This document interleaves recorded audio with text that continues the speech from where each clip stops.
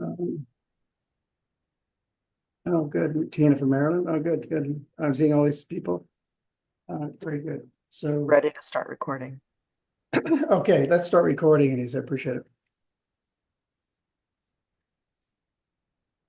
All right. So here we are at the 15th annual Cyber Conference on Dispute Resolution. This year, we're focused on dispute systems design and peace engineering. And what we're looking at is the two emerging fields, dispute systems design, or DSD. That's, people talk about this in the industry, DSD for short, and also peace engineering. Peace engineering is the physical things that engineers can make to support peace projects. So, for example, if somebody were to create a water filter for 2 cents a water filter, that could be employed in different places and it can prevent conflict. So people are warring, you have warring countries or tribes invent that as a water filter, and suddenly people are not having to kill each other anymore because of a simple device. Now people can get access to water. So that'd be an example of peace engineering. Dispute systems design is the idea of getting out in front of conflicts. So instead of waiting for conflicts to happen, dispute systems design is the mindset and the practices and principles to develop dispute systems, ways to resolve disputes, mediation, arbitration, facilitation, early neutral evaluation, all these different practices that allow people to, in conflicts, be able to deal with the conflict in advance of a conflict, and then have a set of principles and practices around that. So looking forward instead of looking back. So the mindset of the engineer is problem solving, and the mindset of the dispute systems design field is problem solving. And so we're bringing those ideas together instead of the adversarial mindset. That's the mindset of the lawyer. Nothing wrong with the adversarial mindset, the lawyer mindset, in the right setting, in a courtroom, for example, where you're having people,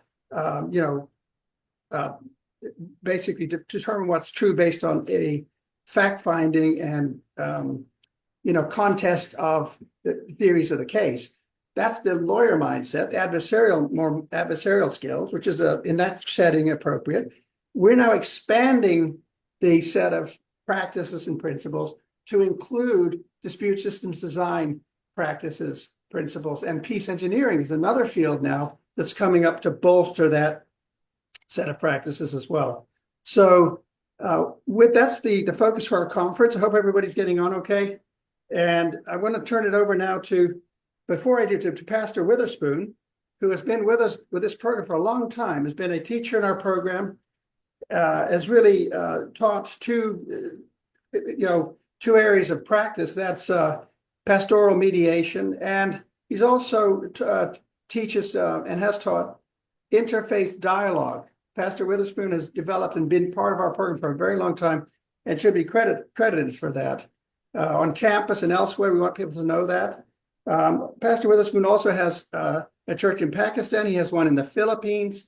And he has also worked with inner city youth for over 34 years. That's in Los Angeles. 34 years of working with young people. So, Pastor, if you would you start us off with a moment of contemplation or silence?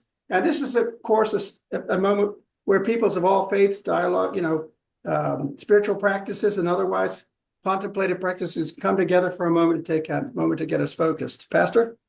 Okay, thank you for the introduction, Brian.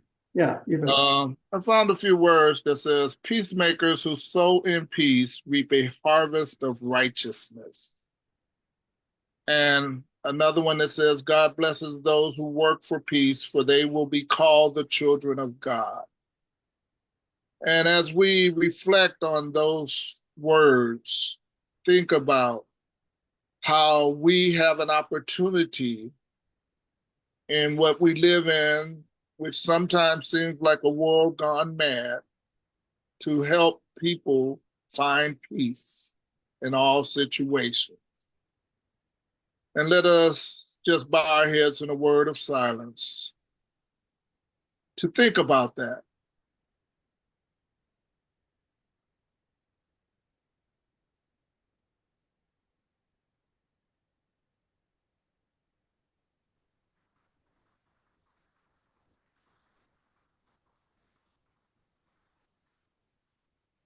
Amen.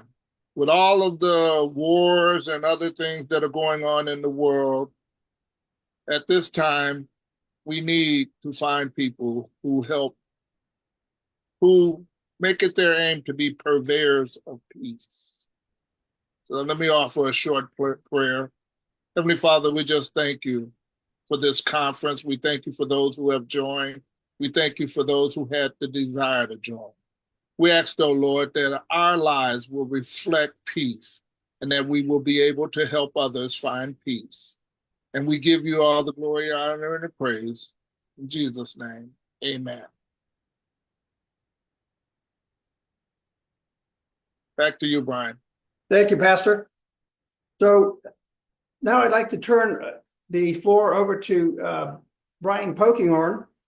Brian Pokinghorn is the director of the Bosserman Center for Conflict Resolution in Maryland. He founded the Conflict Analysis and Dispute Resolution Program at Salisbury University. He also did that at Nova Southeastern University in Florida. He also is the named mediator an arbitrator on the Woodrow Wilson Bridge project that's in Maryland. It's one of the largest, I think it is the largest drawbridge in the world project. Brian is also I call him the Indiana Jones of the dispute resolution business. If you look at any war-torn spot or place on the planet, and Brian is there usually, not long after the conflict breaks out, and you always hear him coming in from some war-torn location: Bosnia, Middle East, Israel, Haiti, Nepal, recently in Ukraine, and has been a real contributor to our field. And so Brian is going to introduce Reverend King to us here. And so I'm going to turn the floor over to you, Brian, to go ahead. Thank you, Brian. You got to stop exaggerating. I don't think it is, but maybe not, but that's okay. I have a distinct pleasure introducing to you a good friend to many, but a personal friend to me, and the Reverend Dr. Joel King by himself has a great impact on the community in Ohio, but around the country. He just happens to be first cousins of Reverend Dr. Martin Luther King Jr. So Joel's dad and Martin Luther Sr. were brothers. And when you hear him, it'll be very apparent to you that these guys are related. They're cut from the same cloth. They're special in many regards. And I know I put that up there lofty. He's also a gentle human being, a wise guy. It's hard to keep him in control sometimes. We're trying to be doing something serious together, and people are watching, and invariably he tries to make me laugh. But I like that. He knows how to make me laugh. Joel is an ordained minister and has worked in many congregations, and he's been on a lot of boards. He's obviously been with the King Center. Most recently, we took part in the second time together on a panel. It was called An Evening with Members of the Gandhi and King Family.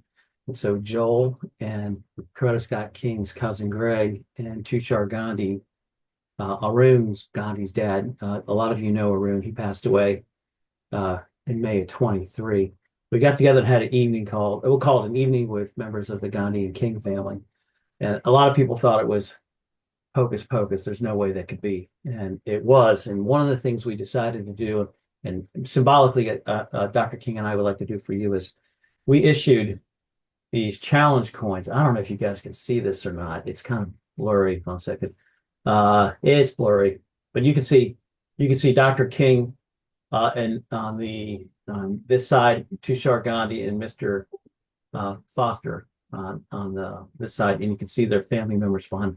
This challenge coin is to take the words of what Reverend Witherspoon just said, and we're peacemakers, but we're peace farmers. We plant seeds, and Dr. King definitely is a successful farmer. He's had an interesting life in the South. He obviously is old enough to remember a lot of the problems that occurred and where his cousin took a leadership role. That torch has been passed to the family members, including Dr. Joel King. And I should also mention that in order to work with youth in different parts of the world or different parts of the United States, the King Gandhi family has started this season for nonviolence, and it begins on January 30th, the assassination date of Mahatma Gandhi, and ends on April 4th, the assassination date of Dr. King.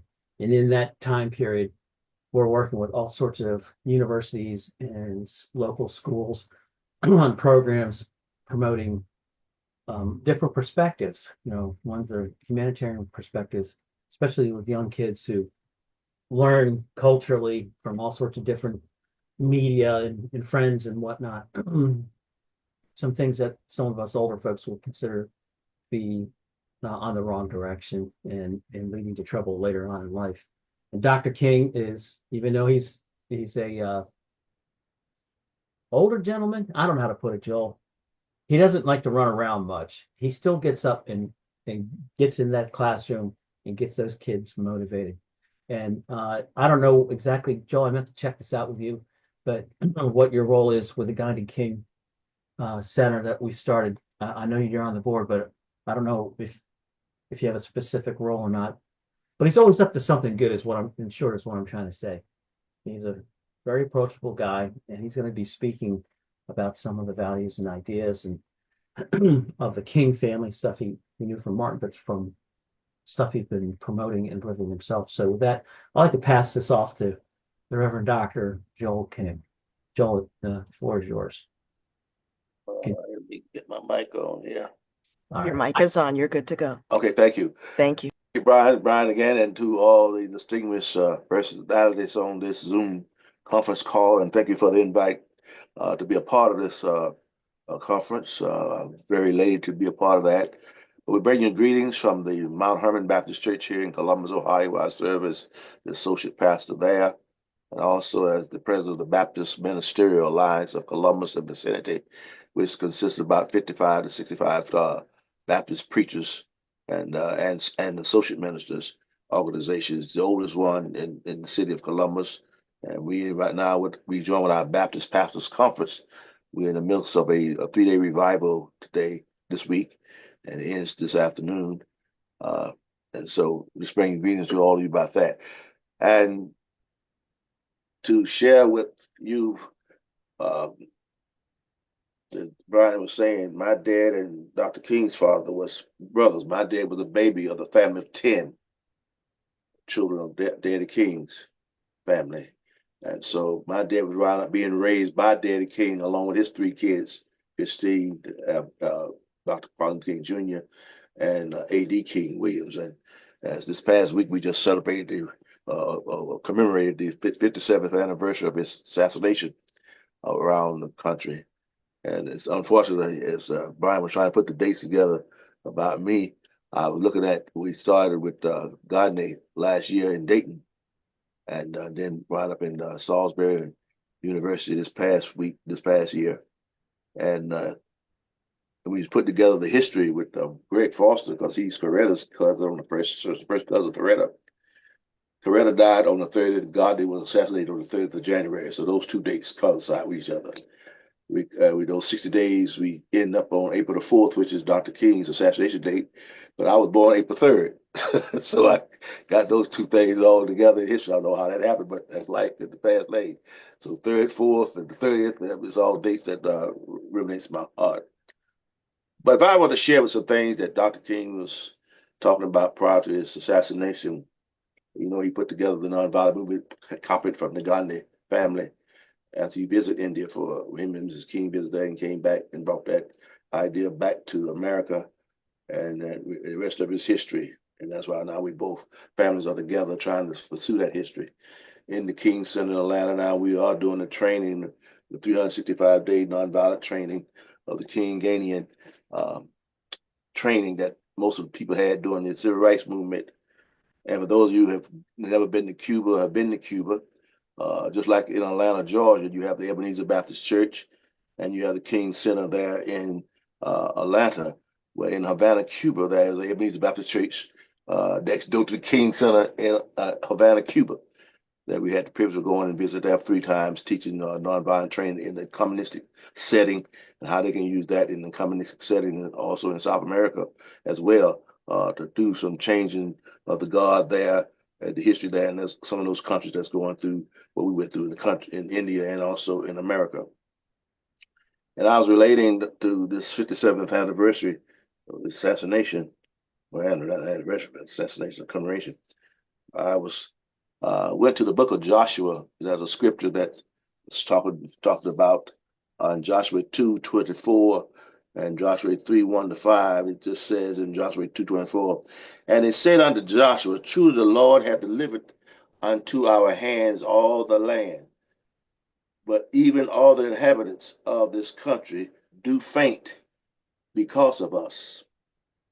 And that's Joshua giving his observation of the spies he had sent back into Egypt to test the promised land out to see what they looked like there. And he came back, they thought themselves as grasshoppers to those giants. They thought they were giants in the other country because they look like grasshoppers. But in this final answer, he asked to, but they're afraid of us. He told God was telling his people, and the people tell ourselves. And we compare that to the Afro-American struggle here in this country and what we're going through right now with our new president and new administration.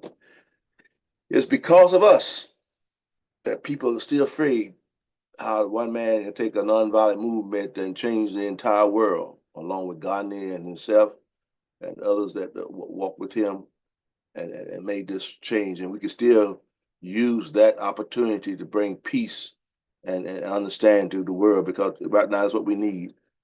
It's peace all over our world, in the midst of the wars. But Jesus said there'll be wars and rumors of wars. But because of us, I remember the song that Michael Jackson passed. In fact, they got a video out now on YouTube where it says, they don't really care about us being the people that of color, women, gays, whatever the situation is. But this world, they may not be, it's because of us that they call themselves scared of us. And I use this analogy. I looked at the American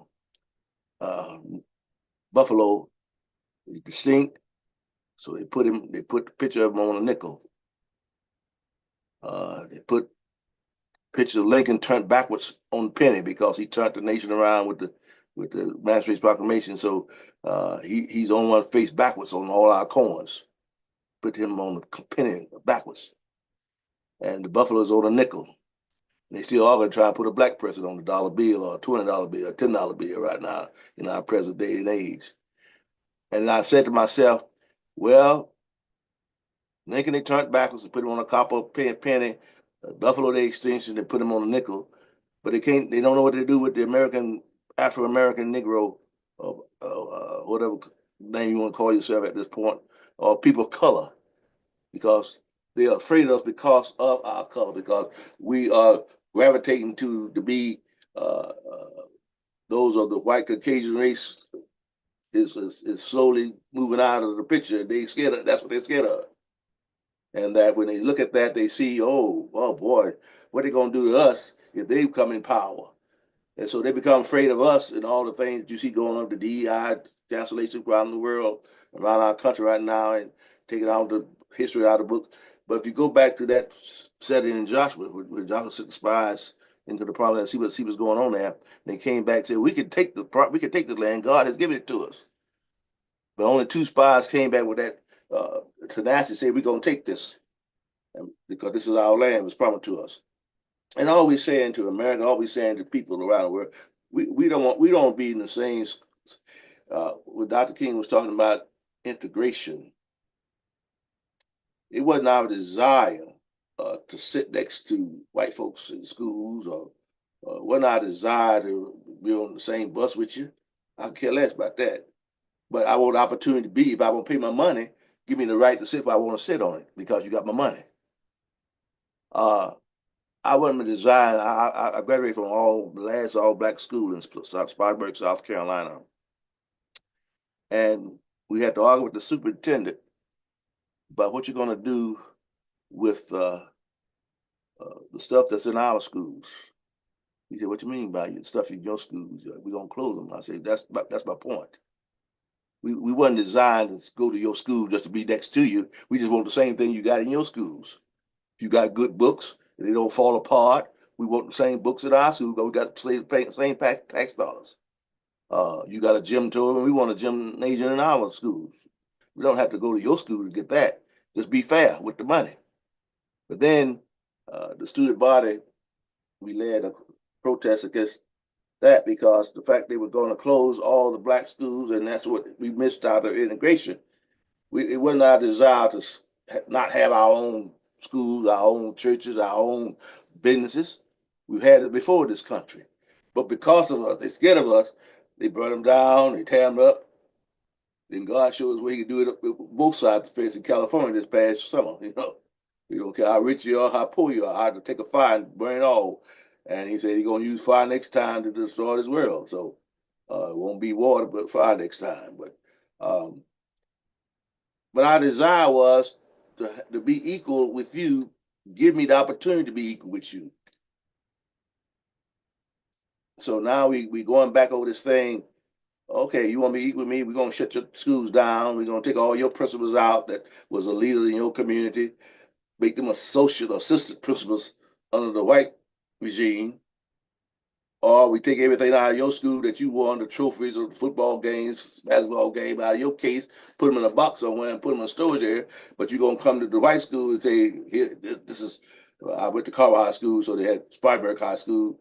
So they closed that with Spartanburg High, and everything in the trophies box was Spartanburg won. Well, what was Carver stuff?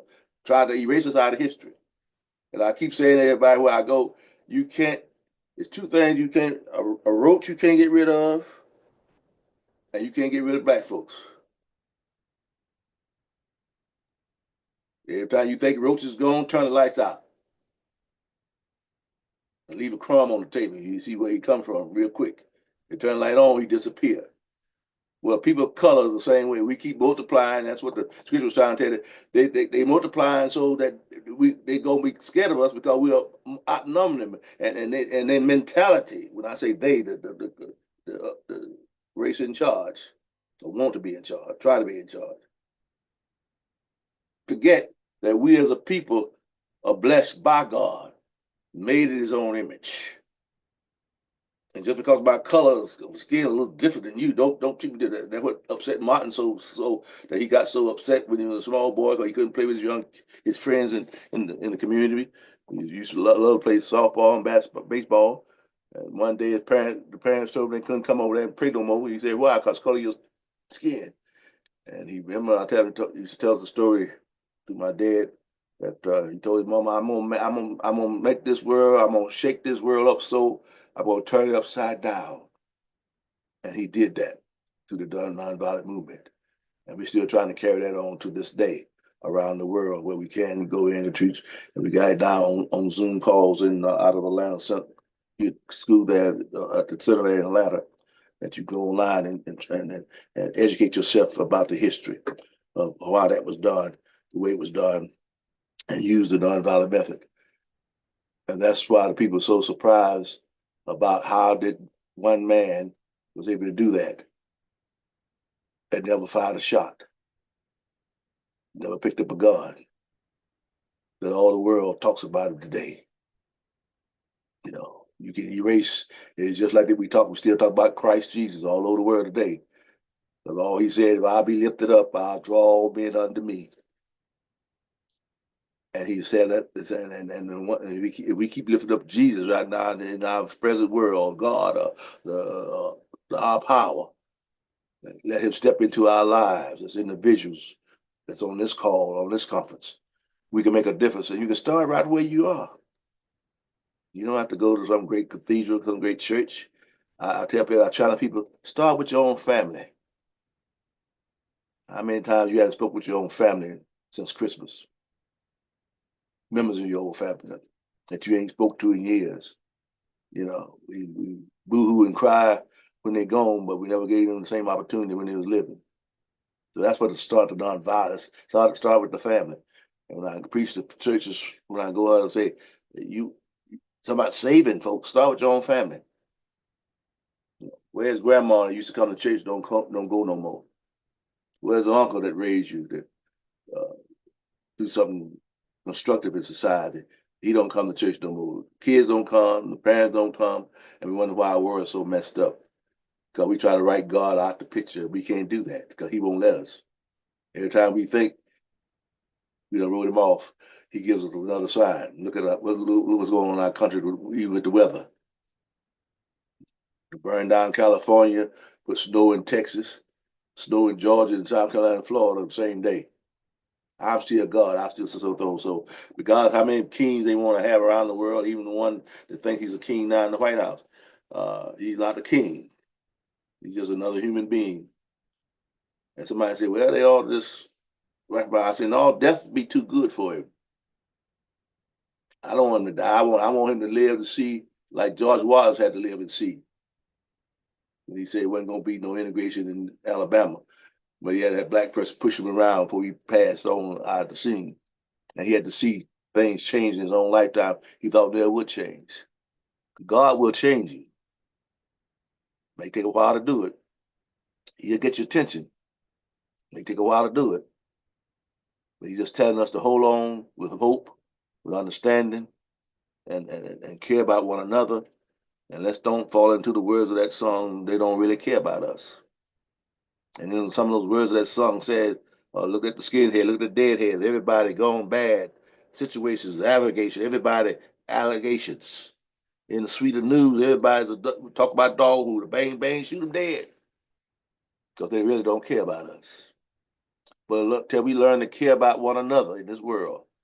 The king was trying to tell us, God is trying to care about one another.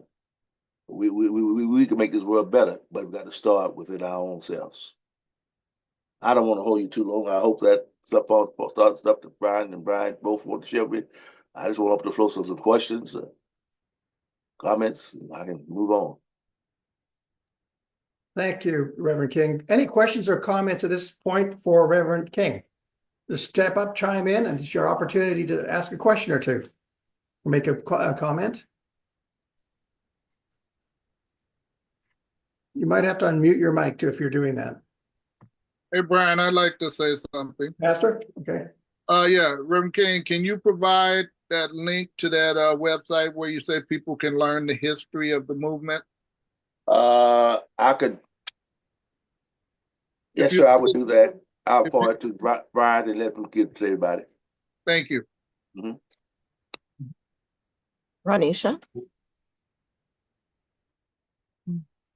Yes, Reverend Joe King, I just want to just say thank you. Thank you for sharing that information, that history. And thank you for keeping the torch burning. Thank you. Thank you, God. Other comments or questions? Murda, go ahead.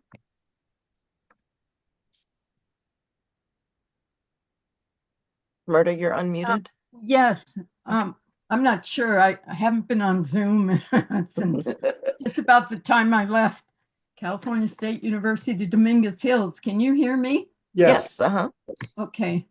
I want to first of all say thank you for actually moving this to a little larger level. It's the 15th annual, and I'm glad you're adding some new nuances. I see that engineering dispute systems are finding a way up. With respect to that, I do have a question, and I think it's twofold. One has to do with my concerns in the arena of the connections, the estranged connections that apparently in dispute resolution, and I'm hearing Reverend King discuss this, is how we move forward so that we can certainly educate, and I'm going to say masses, as to the difficulty they're having with connecting to God. That's on the one end. On the second end, and it's not about religion. I'm talking about a good relationship with God. Right. The second one is with respect to, it's a personal quest, because I did my master's thesis with the psychological and behavioral unethical patterns that are going on with media and this AI movement. Perhaps someone can assist me with that, because I think it's now come to the fold. And I certainly would like some pointing in that direction, because that's something that I'm very much involved with. I continue to do my research in it and now want to be on a platform to help others. That's the second. And thank you so much once again. Thank you, Myrna. Other comments or questions?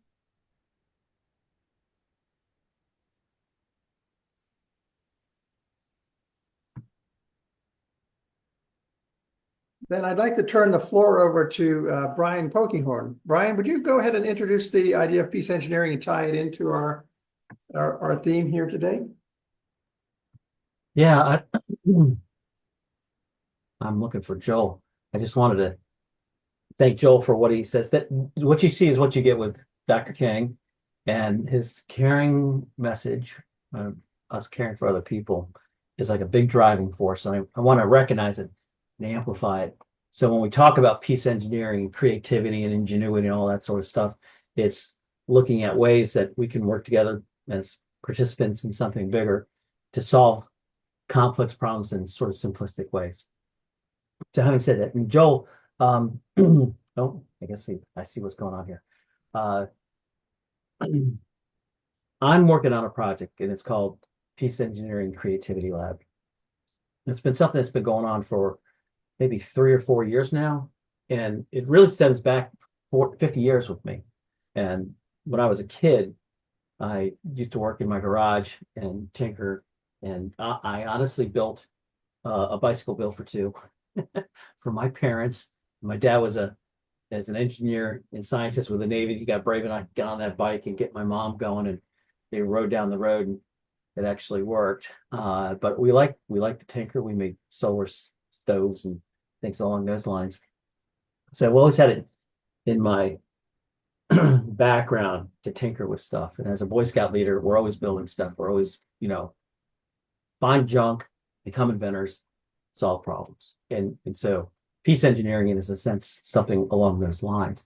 But a little bit later, I just want to mention one other thing about me. When I was in college, one of the jobs that I had that I really enjoyed, it was a full-time job. 5 days a week, full-time. I was a patent reader at the U.S. Patent and Trademark Office in D.C. And I read chemical, electrical, and mechanical patents and design patents and all sorts of crazy stuff. And every day I'd read something and go like, wow, that's a real elegant solution. So I really caught this bug. And then fast forward to recent times, a lot of the issues that we see, social issues, stem from not only identity-based needs and people being distrusting and weary of others, and this artificial separation and the real separation being mixed in with it, but looking for like these solutions. And a lot of the projects we work on here in the United States in particular, large scale project, they could be construction project, they could be social project. It's oftentimes constituents get together and there's this battle for fixed resources. It doesn't necessarily need to be that way, especially if we get people involved in the process from the very beginning. So when I think of peace engineering, before I even get into some of these examples we're using, peace engineering requires constituents and anybody who's impacted or to be involved in the very beginning, the discussions and the values that go behind it. And what's this thing going to look like? How is it going to be designed? And who's going to build it in terms of creating jobs? And what's its ultimate purpose? And at the end of the day, does it meet the stated need that it came up with?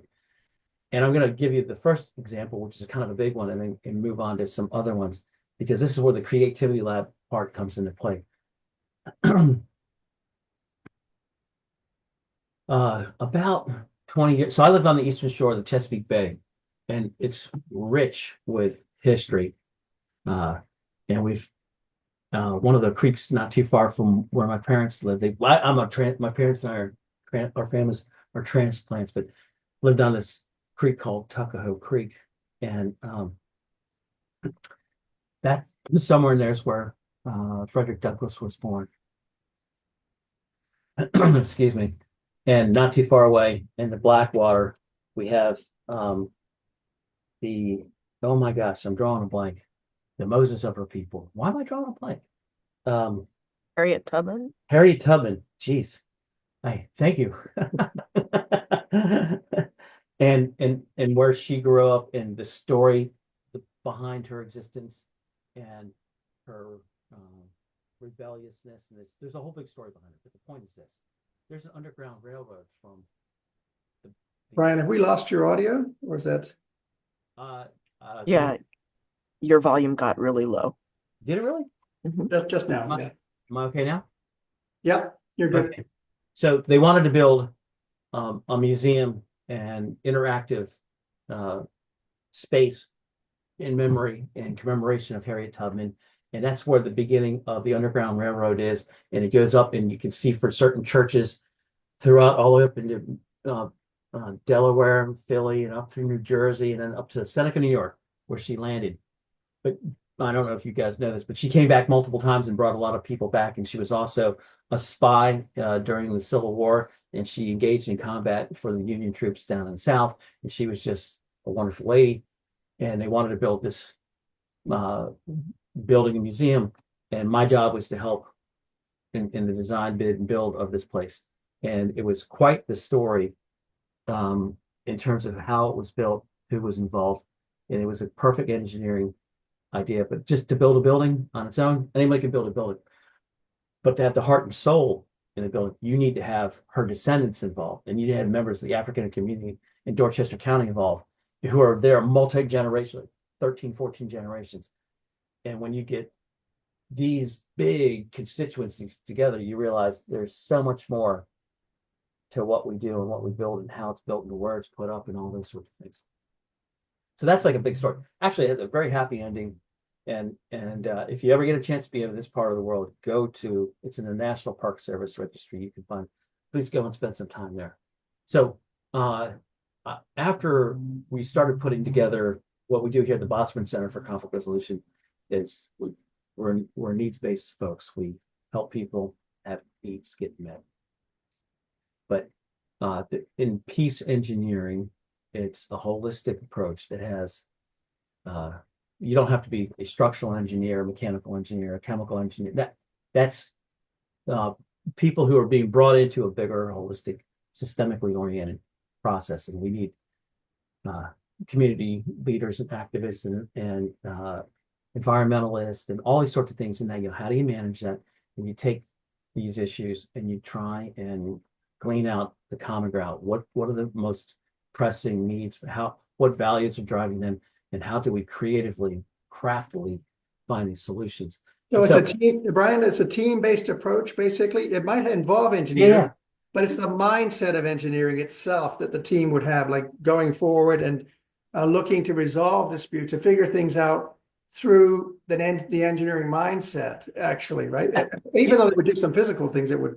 Go ahead, sorry. I'm going to give you some examples. I want to give you some examples anyhow. And you don't have to be a trained engineer to do this. In fact, some of the most experientially experts with no formal book, school training have done an excellent job of solving complex problems. And so I'll give you just a couple real quickly here.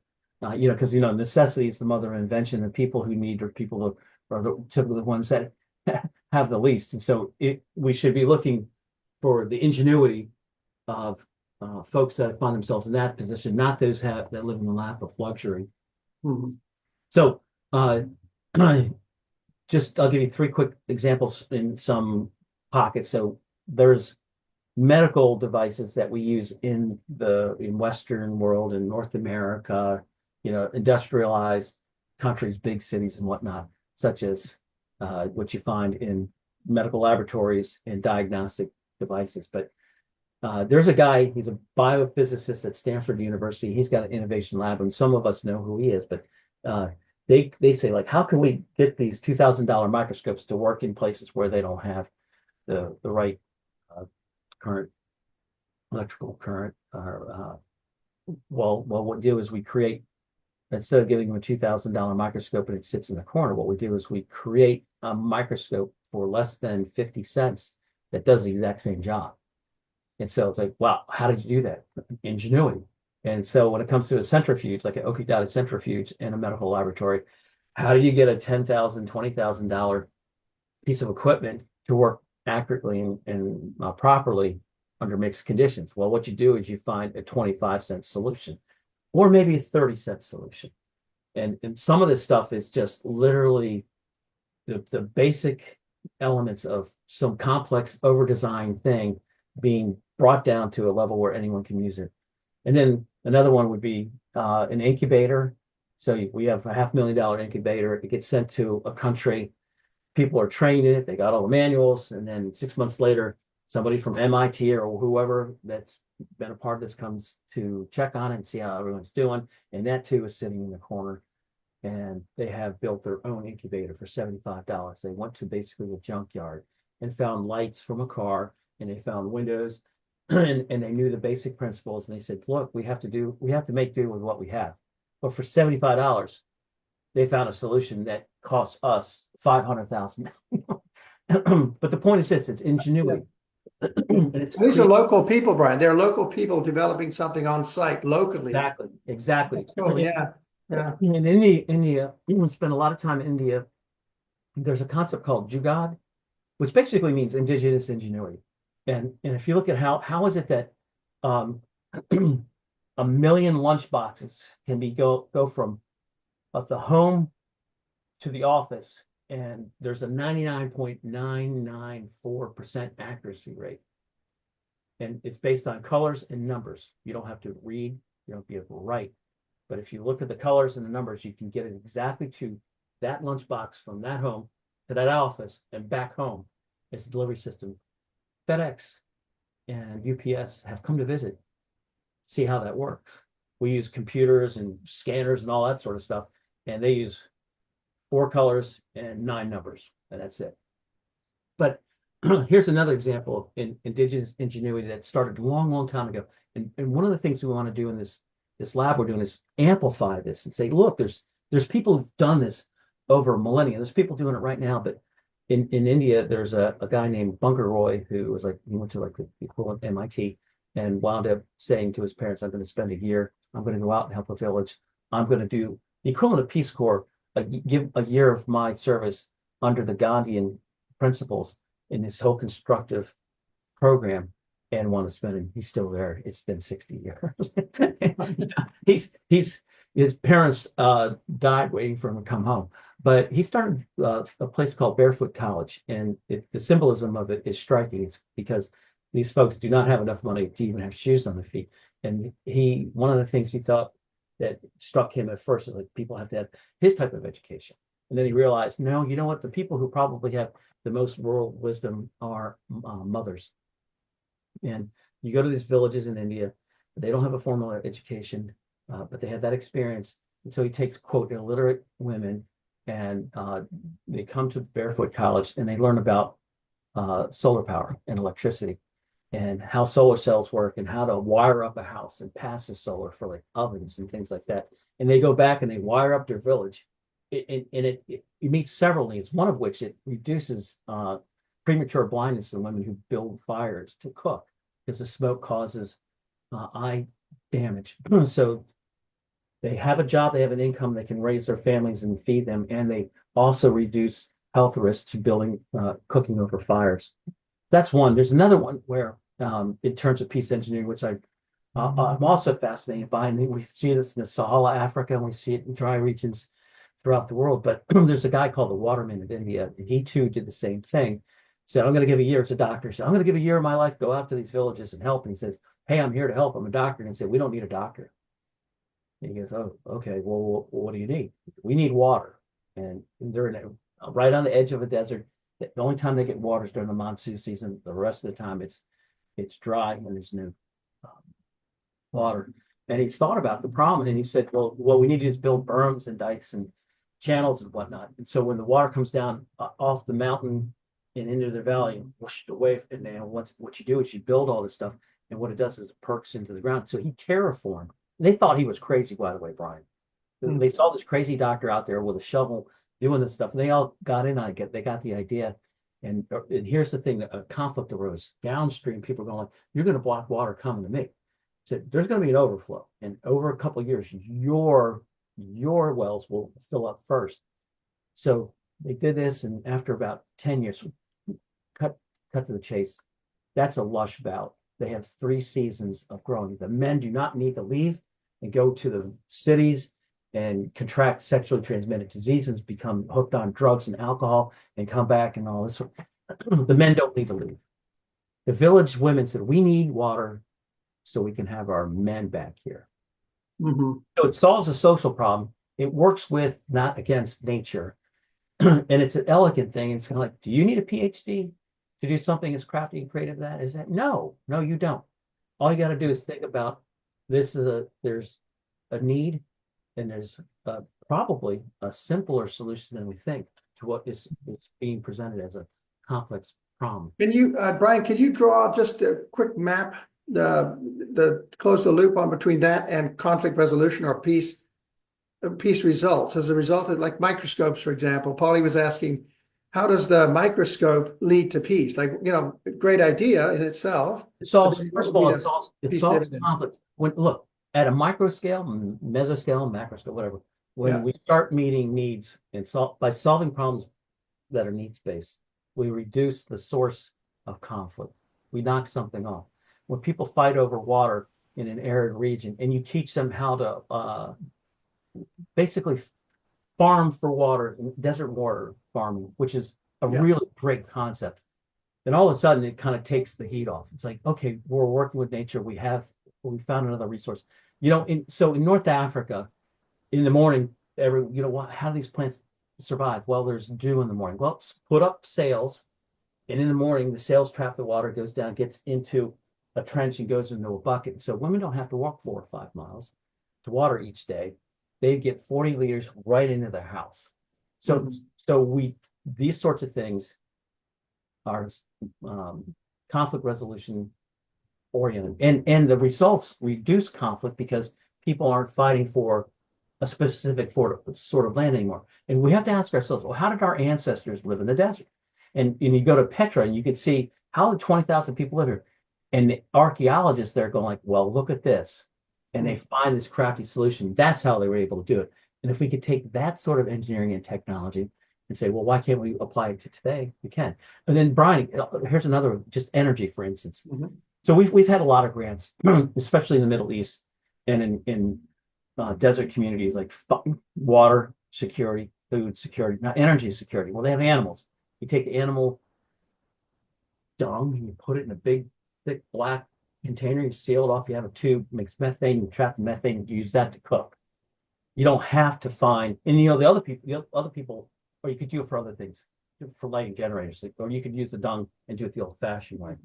But so these are the things where we're meeting needs, and but by bringing in ingenuity that's been around for the longest time, and you just building a creative circle of ideas, we find a lot of solutions to problems where people say, hey, there's absolutely so it meets human needs. It's human needs theory. It'd be the Burton idea of human needs theory. Just for the students interested in the theoretical part of this, it would be the Burton's idea of human needs theory. And yes, which is different than Maslow's human needs theory. Yeah, talk about okay. that. Let's go. The hierarchy in Maslow. Yeah. Burton also added recognition and respect and appreciation and the psychological things like like what Dr. King just said, in terms of not just having the opportunity to do these sorts of things, but to be fully invested as human beings in society. And that kind of need is what Burton really amplified on top of Maslow's. He says Maslow's is just like, well, I don't want to get into all this discussion. But for those of you who are interested, Burton's human needs adds to it in a substantive way.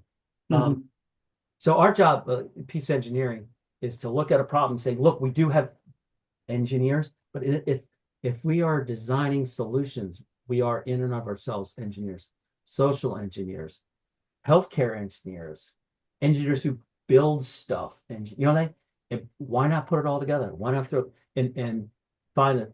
As John Cleese of Monty Python fame likes to say, seriously, John Cleese likes to say, We need to build a time-space oasis to be able to have this area in time to solve problems. Build a time-space oasis. Get all these people from different directions. And here's the problem. And just like the skunk works, Lockheed's gonna come out with. See that Ambassador Rhodes has been standing patiently by, and we must yield to the ambassador because he's such a good-looking guy, but also one of the smartest people in the room. But go ahead, Ambassador. I went to poor schools in the South. So Brian has a great example of how he used water to solve an international problem, a conflict. And I think if he would just give you 5 minutes on what that issue was and the countries that were involved, it shows how engineering resolved a problem, a conflict, since our business is conflict resolution. I think it'd be a helpful example. Yeah. Brian, I'm sorry. Brian, is it okay if I talk about that? Yeah, absolutely. Yeah. Ambassador Rhodes is alluding to cross-border water cooperation projects we've been doing for over 20 years between Jordan, Palestine, and Israel. And in a riparian system way, each one of these 3 jurisdictions have their own policies and procedures and methods for working with water. And it's very limited. And if you look at the water scientists, which we've worked with guys from Amman, Ramallah, Haifa, Tel Aviv, and Jerusalem, the numbers don't lie. They're all hydrologists, they're geochemists, they're desert experts, and all this sort of stuff. And it's bleak.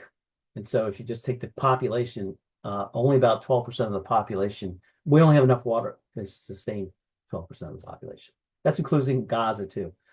So 88% is like sucking it dry. What are we supposed to do? And so they think outside the system. And what we've done is the Israelis are now water secure, and they figured out quite a few ways. There's drip irrigation, obviously, and they kind of master that. Different types of water filtration from the Mediterranean Sea. Now, Jordan has Aqaba on the Red Sea, beautiful place.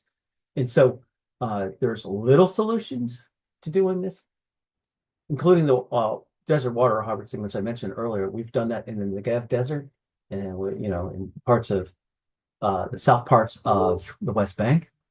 But there's a project that was on the drawing board for the longest time, and in December 13, 2013.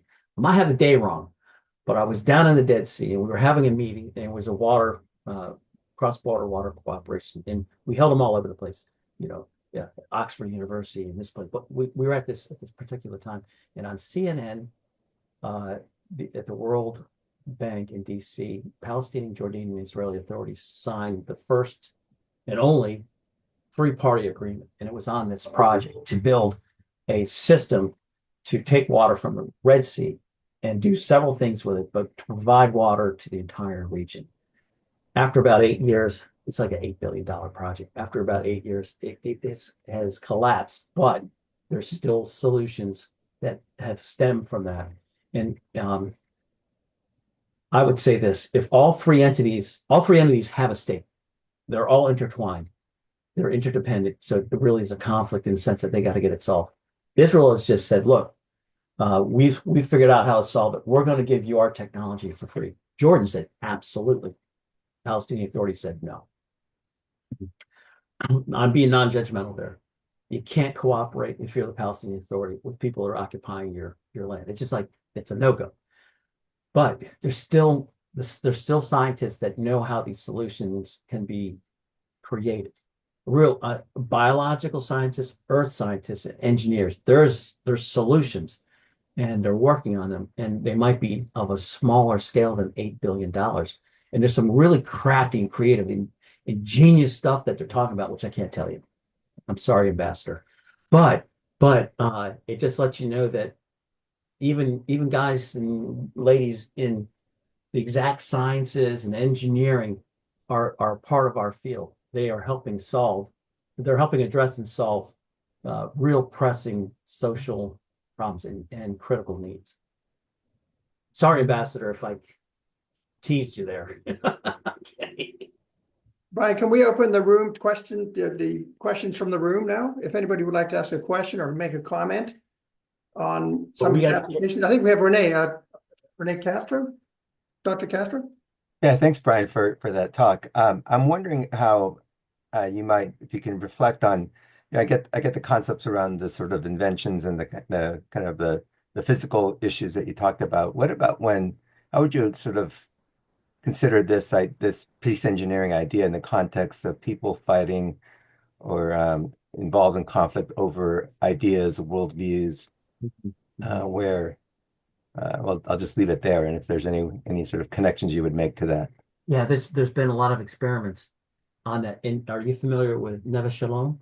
It's a group in Israel where for more than 60 years, Palestinian, Arab, Muslim, and Christian and Jewish Israelis have all lived together. This is like this experiment, and like you plant, as Gandhi said, the seeds of peace. And this is like one small example of looking at like the ideology differences. Look, some people, the world famous philosopher Bono of U2 said it's a shame that people will murder another person over an idea. And ideological warfare is something severely different. But I think if we burrow down into some of these things and some of the claims, let's talk about this legally, like how it got warrants. Well, some of the claims are our ideology will solve these problems, or no, our ideology will address them in a different way more effectively. Mm-hmm. It's like, okay, well, what's the common ground? Well, we have these problems, and what are some ways? And you know how that works. It's the same thing. The outcome isn't like the tangible design and build of a bridge, but in a sense, symbolically, it is. And so we can, with enough discussion. I mean, Gandhi was like such a huge proponent of listening. When he came back from South Africa, he spent an entire year just listening before he did anything. His listening tours it had a profound impact on him. And frankly, some of our modern day politicians have gone on, quote, listening tours, and it's just like, oh no, you don't get it. But by listening and asking probing questions, appreciating what's working well, there are techniques, just like with engineering, to get people to provide a good example for them of what common ground is for them. And then we stand on it and we bring them all in. So there's been instances, like say with the Mapuche Indians in South Chile, where there was ideological differences, but it really boiled down to putting paper up on a wall and people drawing pictures of what their future state looked like. And regardless of it was the Chilean government or the local guys or the traditional chieftains, they were always saying, we need a hospital, we need a church, we need a school, we need a playground, and all that. We don't care where it comes from. This is what we need. And that you flip the coin on all these ideologues and say, this is what we need. This is the future state. I don't care how you get there. Just help us get there. And it's like a real empowering thing to see these folks take charge of their own destiny, because they've lived there forever and these people are encroaching on their land. It's kind of like, if you want to be part of the problem, you can be part of the solution. And I don't mean to say that because I stole it from Stokely Carmichael, but it's the truth. So it's peace engineering isn't just about, Brian mentioned building things, building relationships, building new understandings. That's all a part of it too, because social engineering isn't really anything about concrete engineering, so to speak. I'm not really answering your question. I think that's good. It does tie to the dispute systems design practices and principles. Won't get into the details of that, but that's a whole field that's emerging like crazy too, in all internationally. And so it does seem you are making that connection, Brian. I wanted to also ask the question, because people do things locally, that then doesn't exclude people from coming in as an expert. It's simply that they would work from the ground up with people locally rather than imposing some solution top down. So it's still a role for people, of course, in consulting. Many people in this room do this work. But it's simply saying that, when you're building solutions, you should build from the local principles and practices first upward rather than trying to impose top down, right? Brian, what do you have to say about that? I would say, look, there's some basic principles. Always get invited in, listen because of their experts. Lend your expertise when it's appropriate, and always stand behind their shoulder. Let them drive Yeah. everything. Because Otherwise, you're intruding on their space. So you just gotta be careful. You know, and respect. we've seen so many projects in the past have been that way, and you've mentioned that they've sort of failed. Because Oh, so much, millions and billions and dollars are all spent. Nothing comes of a lot of this stuff. And so we don't want to keep doing the same thing, repeating it to insanity, this idea, the Einstein idea. yeah. Right. So I think that's kind of your point, right? That is the social aspect in addition to the physical aspect of engineering. Absolutely. And I would like to, I should probably end because I know I'm running out of time, but there's a whole sub industry within our field of where we're going back and trying to fix the engineering marvel screw ups that were made in the name of progress, which have been a disaster. Yeah. Here in the United States, in local rural communities and around the world, we've done some real miraculous damage in the name of progress. Sorry. Tina wanted from Maryland. Tina, a quick hello. It's good to see you, Tina. Asked, for some more examples of peace engineering projects, that quick ones you could mention that led to peace, that have been or can lead to peace. This idea of connection. Or we should say, if done right, will not lead to war. Right. So we have people wanting to build dams upstream. You do that, we're going to cause a war. Well, what are some other ways for us to store water and keep the riparian system flowing? And there's throughout like Africa and parts of India and Southeast Asia, there are ways that people have very creatively come up with ideas rather than taking it all for me and not for you. This is fixed pie. So that's like one example. But some of the stuff I was talking about earlier.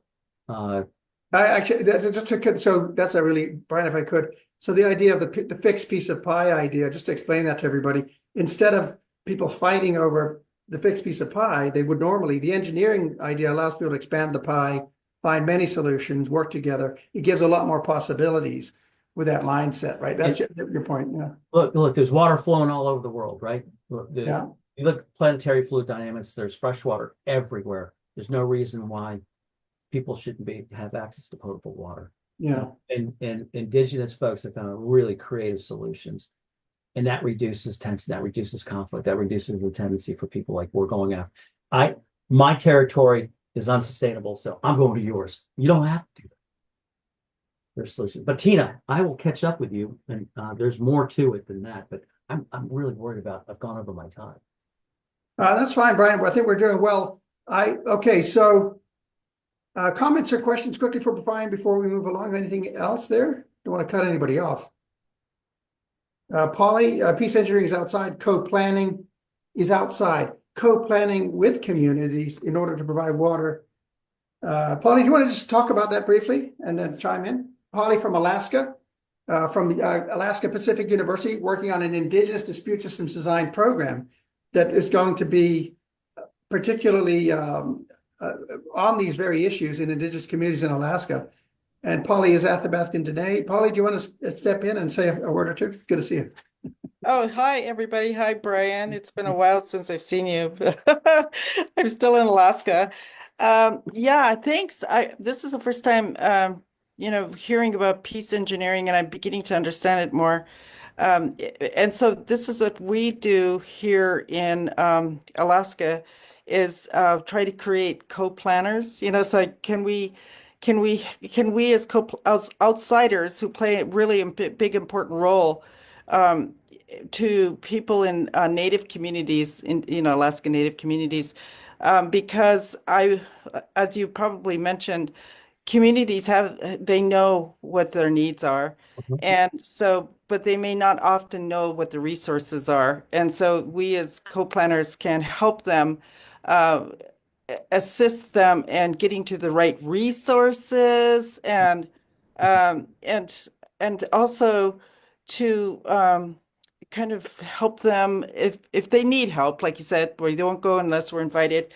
It's I think it's something I think the difference I see is that we as co-planners as peace designers, or peace engineers, what you call, we don't have the answers. We don't come in saying this is what's good for you. Whereas, because I've been kind of commenting in chat, it's like the government has always imposed things on Alaska Natives thinking, well, this is good for you. Like this outside Western education is good for you. So they've always been imposing. Whereas, maybe, now it should be there's a big need for co-planners or what you call peace engineers.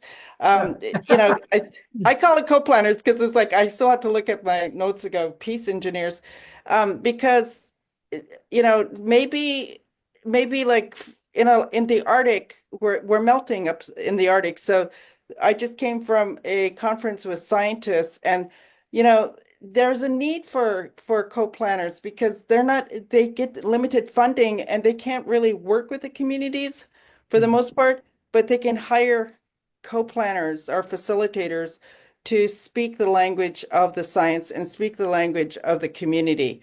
I call them translators. Like Yeah. like I'm a translator. So yeah, there's a huge need all over, I'd say, the planet because um, our planet doesn't need us. Our planet would be fine without humans, but we need the planet. So I think for me, I go one step further and just say that, if we want peace within our own lives, and these are from what I've learned from Harold Gattensby, I think, who's on here, and other Yes. peacemakers, is that we have to have that peace within ourselves first, as translators of peace. And so, that's kind of where, because I don't know if supplying water, it will, the thing is that's huge, but it will resolve maybe the needing the water to drink um, aspect, but there's so many other conflicts. It's like, should we learn how to resolve our conflict? Like, should we learn how to talk in a good way to each other? We had those trainings when we were younger, but how often do we practice that? It's sort of like that to me is peacemaking. But anyway, Hey, Polly. thanks, Brian. Hey, Polly, can I piggyback real quick on what Polly's saying? Yeah, yeah. First of all, Polly, it's great to see you. When it comes to things like people solving their own problems and access to water and whatnot, it's empowering. It's in their place. Does it solve all issues? No, not at all. But it's a critical life-giving issue, and people's relationship to water across the planet is a necessity. But the way people treat water and as a natural force and life-giving force is pretty interesting to see. I'll say this, Polly. As soon as you're talking, I was just thinking, I had a case in South Dakota, not too far from Mount Rushmore, years ago, and a developer had made a special arrangement with the Oka Sioux and Blackfoot, and they were going to build something. And before they got too far down the road, he went up there with bulldozers and just wiped all the stuff out, took out trees, and they went like nuts. Like, oh, what are you doing? And he says, I'm building this thing. And so it's one of these things like, could you build this without taking down trees, please? His answer was, no, that's not the way we do it. But so that put an end to the relationship. But they wound up building, instead of a big building, they built several small buildings within this forest area. And it was within the framework of the local customs and the relationship the community had with nature and respect, appreciate. Yeah, it's like, oh, okay, so we can make this work. So when we talk about building stuff or whatever, we should always go back to the context and the values and belief systems and use that as the framework. That's the architectural design. So we plan, we design, build, and we solve. And maybe on a small level, maybe on a case by case level, but we're learning from one another. That's where the creativity comes. Like, can you please come into the lab and show us how you've done this? Like with sand batteries and water batteries, so that we can have electricity at night when the sun's not up and the wind's not blowing. We have constant power supply. And how much does a sand battery and water battery cost? Nothing. We built some on our campus. We could scale them up and power an entire building if we wanted to. Mhm. just by having water buckets. But hey, we could go on forever, and I know I'm stealing people's time, so I'm going to stop. But and thank you very much. So Thanks. I'm going to just jump in here. Yes. I'm sort of acting as timekeeper, and so we're actually right on time. But I know that Dr. Leos had his hand up earlier, so I wanted to give him Oh, Dr. an Leos, yeah, opportunity to Jorge, weigh in, and then we can go on to the next speaker. thank Okay. you. Yeah. Okay. Oh, Thank you, okay. Renee. Thank you. Just a comment. I think that the examples, the facts that are mentioned here by Dr. Polkinghorn No problem. and Polly, uh, it, it's a great example of the of the how the peace engineering has different meanings and different approach into the problems according to the society, the social and economic development, the complexity of the different beliefs in the place where it has been applied. So the meaning is not restricted. I think that it's a meaning that it's building according to the place and the problem, and that's Yeah. that two are wonderful examples of that. And thank you. Hey, You know. you summed up the flexibility and the fluidity of it extremely well. I'm glad I recorded it because that should be in the any definition that ever where it kind of develops and emerges from. Dr. Leos from the University of Guadalajara in Mexico Lindo. So very nice. Yeah. Thank you, Professor.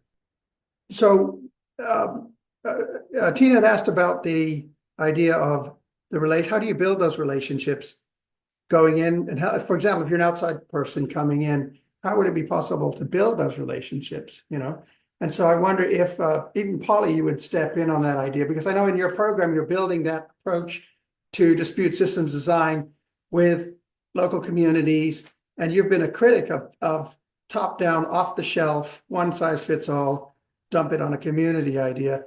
And so do you want to speak to that, Polly, briefly? And also Brian, yeah. Yeah, just briefly. I think just coming from a community, I know, for example, we appreciate the outsiders coming in when we invite them.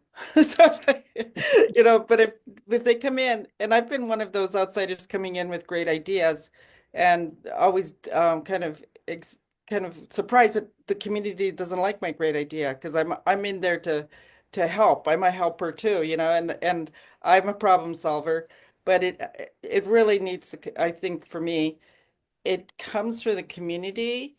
And so I'm just kind of playing around with the idea, like maybe even ask ourselves to be invited. But you know, but we're not here to impose. So yeah. And Brian, did you want to add to that? You know, Polly, I love going after you. I agree with you. And I'll say this, and it's controversial. Some of the best people we have in our field, the people who really are just totally busy and they've got projects that go on for decades, have never spent a dime on advertising.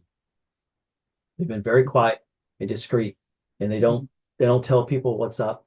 They just do their thing, keep their eye on the prize, and eventually people will hear us, people will talk. And look, the only thing we have to protect in our field is our reputation, but we have to work by telling the truth, and being honest, open, and candid about who we are and what we do, and that's it.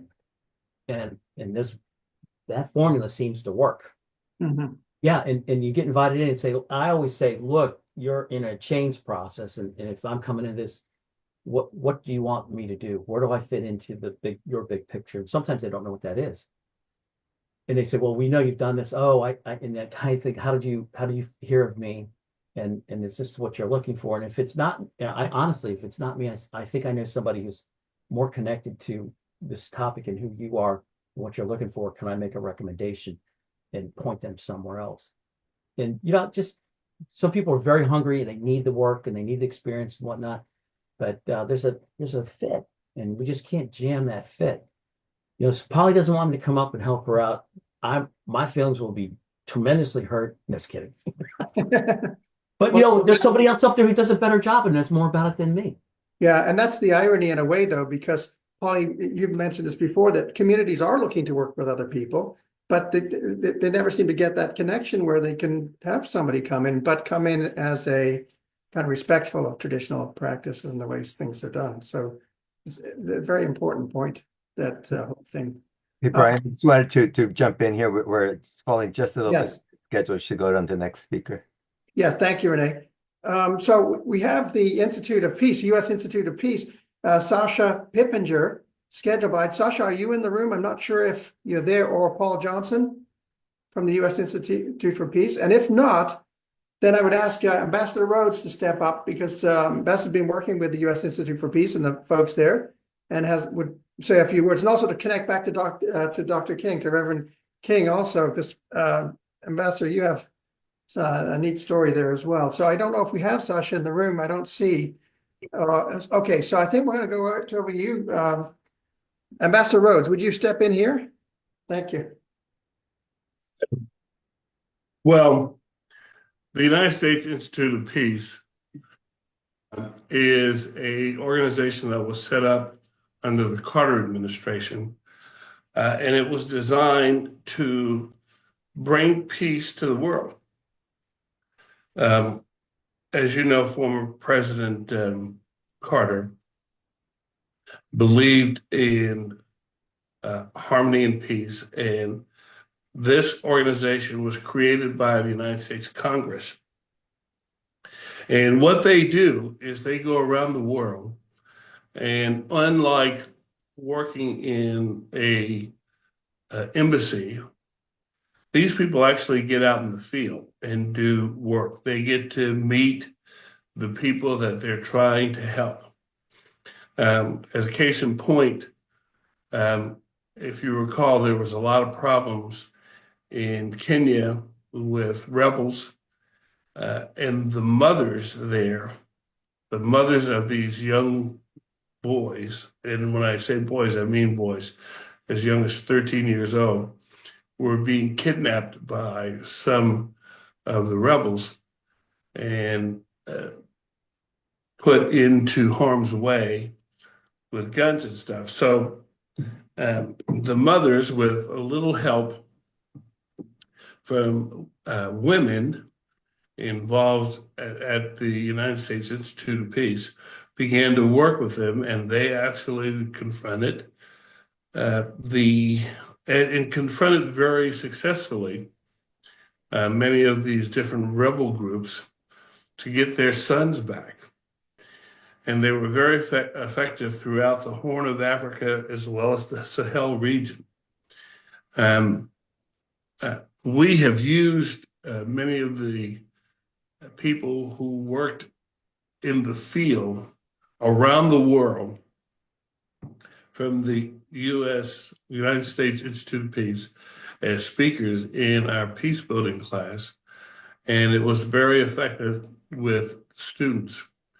And what was effective, from my humble perspective, was the fact that they were actually able to talk to people who had done the work, who had been on the ground, talking to the people who were being affected by whatever the issue was, and were able to bring about some peaceful resolution to whatever the problem was in different parts of the world.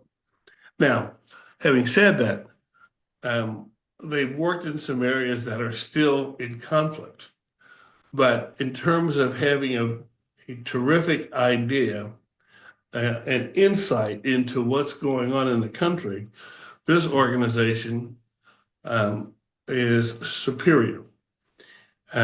They've run into some problems with the current administration, and at this point, we're not sure if the organization is going to survive. But the people involved in this organization heretofore have been superior. So I'm not sure, I haven't checked their website lately, but many of the people who we had lecture to our class on peace building have published articles that are fascinating. There are some videos, and it's a good source of information. So there you go, Dr. Jarrett. Again, I'm your humble servant. Ambassador Rhodes, I would just ask you also to share your story about MLK Day very quickly, if you would. We have a little bit of time to talk about. We're almost out of time. No, we're okay. Yeah, we're actually okay, I think, because Sasha's not going to be here, I think, to speak. So we have a little bit of time in this window. Oh, If you might mention it. Yeah, sorry, Brian? and I think Dr. King would enjoy hearing this. Yeah, it is an interesting story. Ambassador Rhodes, I have to tell you, I told the story a little bit to Dr. King, but it'd be great to hear from the first person. Thank you, man.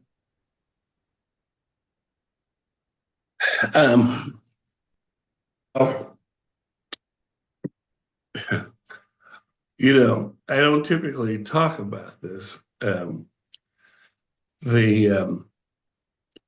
So I was a young guy. It was before I became a blonde, and I was working at the White House. At this point, I'd moved from the president's staff. This is President Reagan, and I moved from President Reagan's staff to head up the domestic policy staff for then Vice President George Herbert Walker Bush. We were on a trip, and when we returned to Washington, there was a message for me at Andrews Air Force Base that I should get back to the White House and see a gentleman named Lee Atwater. So I get back to the White House. Lee's in my office, and he tells me, quote, "It got past me," and I didn't know what he was talking about. And then he made me realize that we'd been following the Martin Luther King holiday bill, he and I in particular. Back then, and I think to a certain extent, White Houses probably follow the same system. When there's a bill on the Hill, the Legislative Affairs Office at the White House convenes the legislative affairs offices from all the different departments and agencies that will be affected by a bill. A holiday affects every department and agency in the federal government. So it was a huge working. So what Lee told me was while I was gone, the working group, the bill passed the House and the Senate. It was not unanimous, but it was significant in terms of the vote. I think there were maybe somewhere between 70 to 90 members who didn't vote for the bill, but still significant. So the working group voted that the president shouldn't sign the bill. So Lee says to me, "It's up to you." At this point, I'm probably 31, 32, probably 31 years old. And after he said it's up to me, he walked out of my office. And at this point, it's probably about 8 at night. And it was the most uncomfortable feeling I'd probably had in my life. You know, it's up to me. What am I going to do? So I didn't sleep very well that night. And the next morning, I got to the White House before the vice president. He usually arrived at about 7. We'd go to the national security briefing at 7:30. And as he walks into his office, he sees me sitting there. And he said, "Stever, what are you doing?" I said, "I'm here to tell you that I'm going to resign." And he said, "What are you talking about?" I said, "Well, the working group that's been following the Martin Luther King holiday bill voted while we were gone to suggest to the president that he not sign the bill. And we've been on the wrong side of voting rights, affirmative action. And if the president doesn't sign this bill, he's going to go down in history as a racist. And I don't want to be a part of that. This is the first time in the history of the New World that we have an opportunity to celebrate a man who brought about significant change, not only in the United States, but in the world, the Western Hemisphere. And for the president not to sign this, I don't want to be a part. So we go to the briefing, and as it's over and we're leaving, he says, "Come with me." And I said, "Well, what do you want me to do?" He said, "We're going to go see Mike." And he meant Mike Deaver. There were three people who reported to President Reagan directly, and it was obviously the vice president, but on the president's staff, the three people were James A. Baker III, Ed Meese, and Michael K. Deaver, who I had known from my days in Los Angeles. He was the only consultant that I ever hired when I was with Dart Industries. Anyhow, we walk into Mike's office, and Mike says, and the vice president says, "Tell Mike what you told me." So I did. I went through the same thing. And I said, "Mike, this is a big one, and I think it's time for me to leave the administration." And he says, "Well, if you feel that strongly about it," and he stretches out his arm, turns the knob on the door, and as he opens the door, it's a door that goes into the Oval Office. So he says, "Let's go tell the man." So the Vice President of the United States, Michael K. Deaver, and your humble servant walk into the Oval Office. I'm standing directly in front of the president, flanked by Mike Deaver and the Vice President of the United States. And I tell the president my story about why he should sign the bill for the good of the country. And it's the right thing to do. First time we have an opportunity to celebrate a Black man who brought about significant change, social change in this country in a nonviolent fashion. And he looked at me.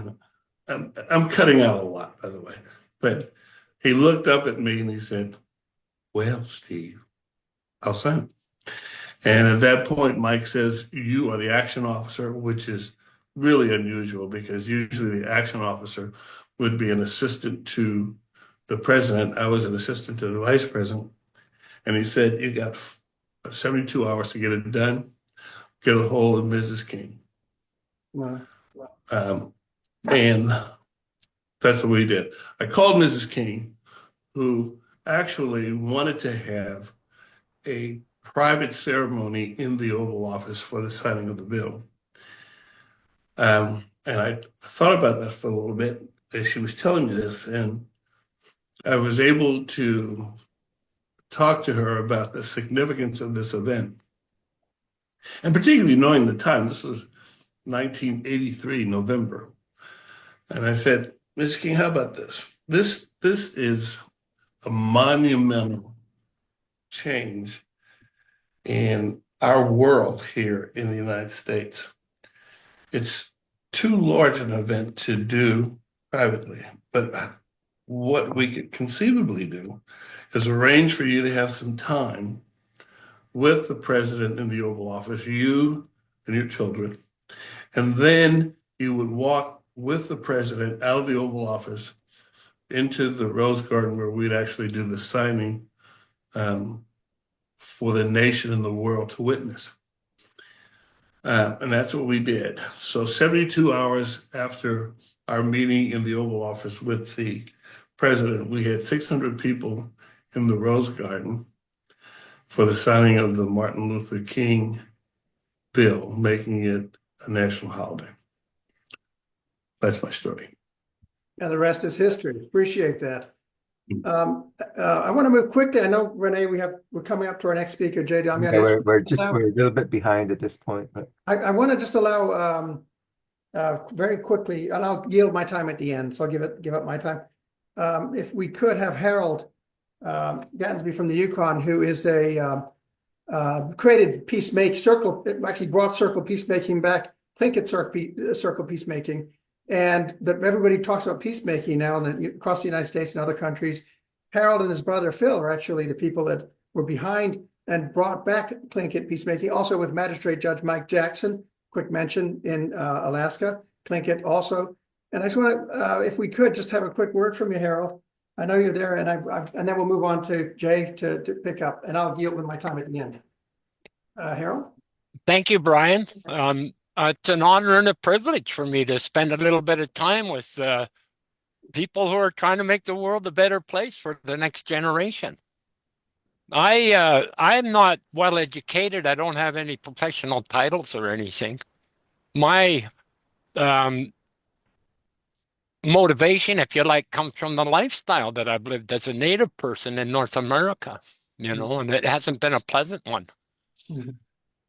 I spent a good portion of my life by society of trying to figure out what's wrong with me. What's wrong with me? And now when I go out in the world, I see there's actually a lot of people trying to figure out what's wrong with them. Mm-hmm. I say it's time for us to start figuring out what's right with us. I want to be recognized as a human being on this earth before I leave. Not indigenous, native, mixed. We're all human beings. And when we talk about water, it's good to be reminded that we're 75% water, every one of us. And that water's identical. Mm-hmm. We were one time a family. And that water was the life-giving power that bound us together. We've forgotten that, us human beings, because we've been trained to need more, want more, get more better, more intelligent, more resources, more handsome, more pretty, more.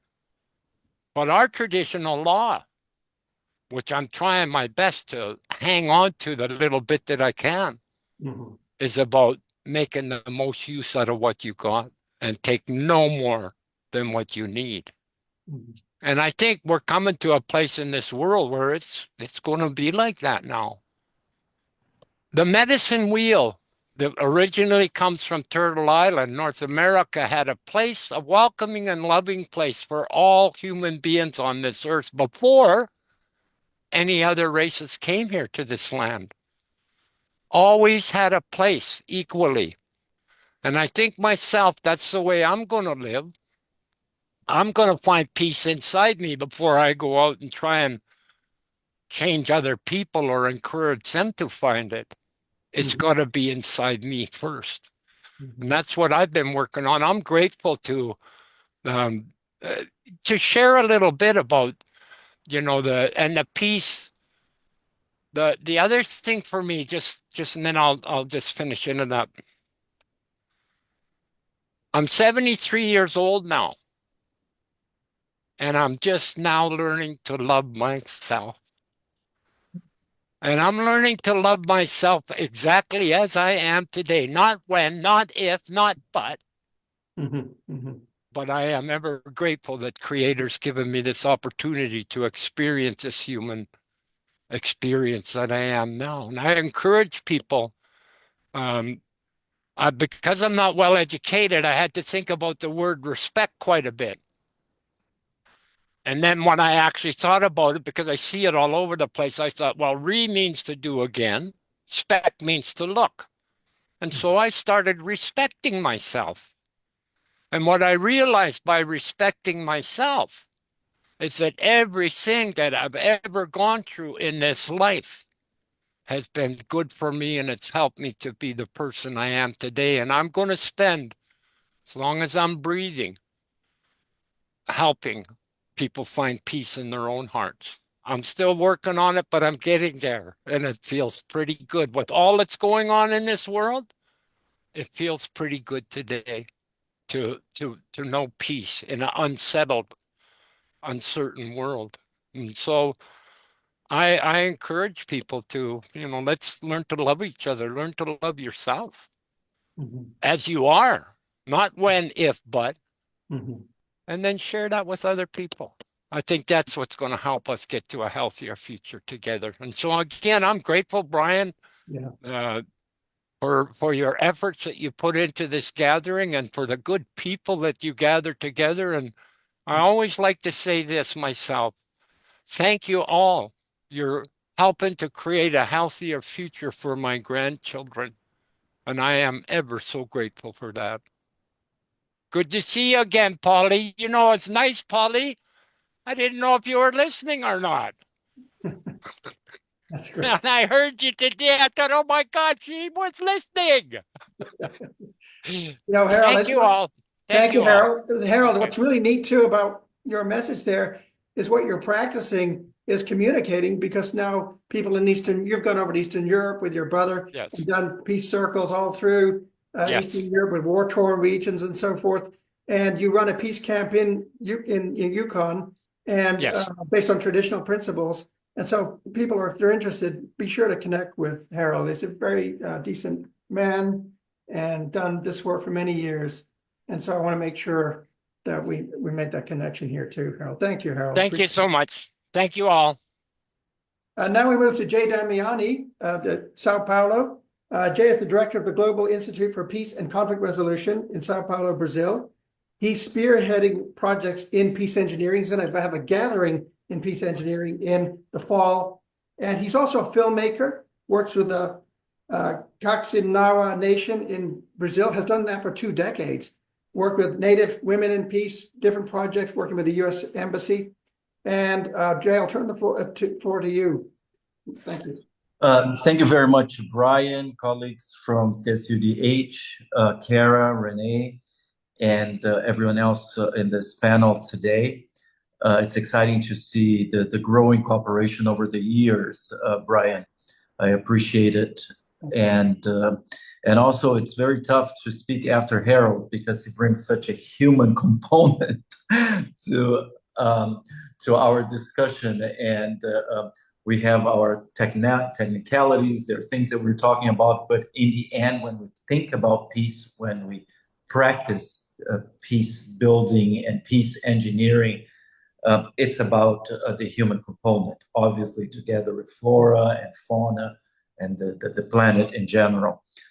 So the topic that was kindly given to me today was talking a little bit about my experience directing a global center for peace and conflict resolution here in Brazil, and also about the applied peace engineering efforts and experience we have been having over the last decade, including current and past challenges with some future perspectives.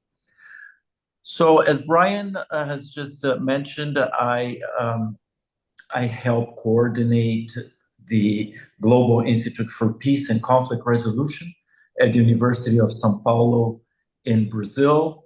We were created more than 9 years ago. We're going to our 10th year right now. And with the support of local, national, and international colleagues and friends who have been really supporting our work over the years. The main umbrella of the center, when we think about peace, we think about sustainability, and in a nutshell, with the ESG criteria, which I have talked about previously, ESG criteria and models involving, by ESG, I mean, we're thinking about, everything that we do with a mindset of the environment, of social responsibility, and governance. So when we think about peacemaking, these 3 areas are very important to us.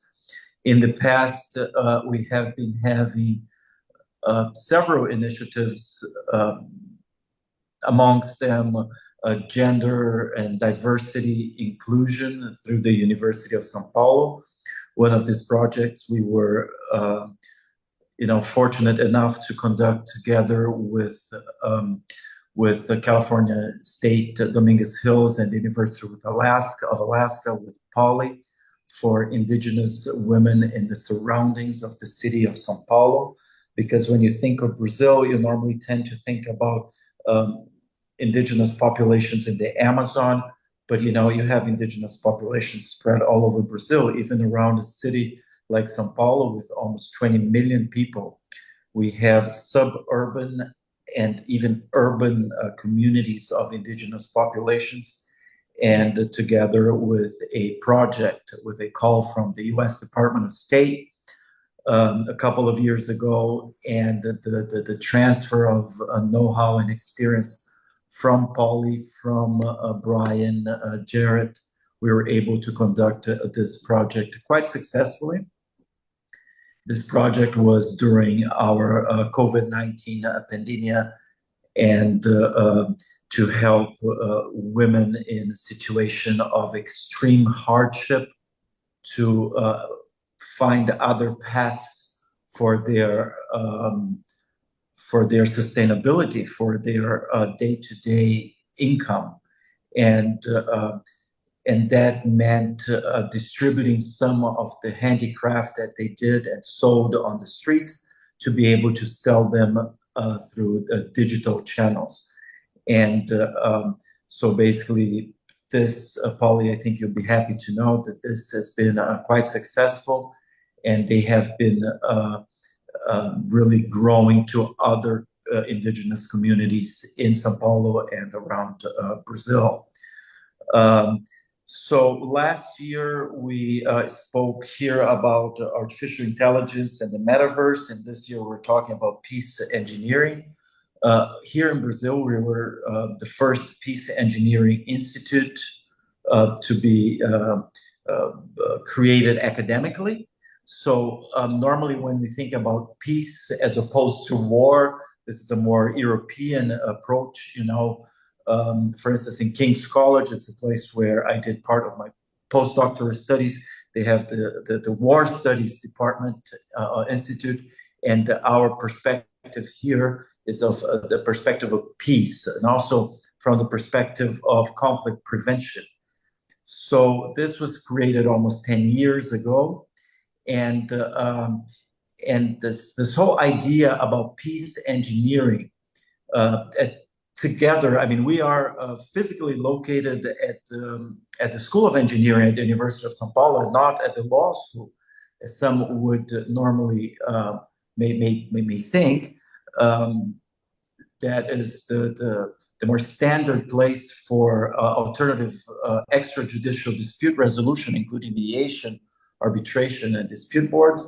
But on purpose, we're located at the School of Engineering because we're trying to think about how to build the future. So what are the pillars that need to be observed, that need to be respected to build a healthier future for our planet? And here we have to observe the general topic that Brian very well chose and pinpointed, the dispute systems design. So when we think about applied peace engineering through dispute resolution, someone was mentioning this in the comments too. I mean, the design of ADR, of alternative dispute resolution, as some may call it. I mean, we think about mediation, we think about arbitration and international arbitration. And lately, what has been very, very pertinent in our field of peace engineering has been dispute boards. Dispute boards is a way that very large and not infrastructure projects. So let's say in indigenous areas, or if you're affecting the environment, infrastructure projects, they need to respect the human being. They need to respect the fauna and the flora in the areas that they're being implemented. They are now implementing dispute boards. These boards are composed of people from different areas of knowledge. You have engineers, you have anthropologists, you have legal scholars or lawyers, and who together observe the project from the onset to make sure that we don't even arrive at conflicts, so it's not a conflict resolution a mechanism, is more of a conflict prevention system. So it's a formal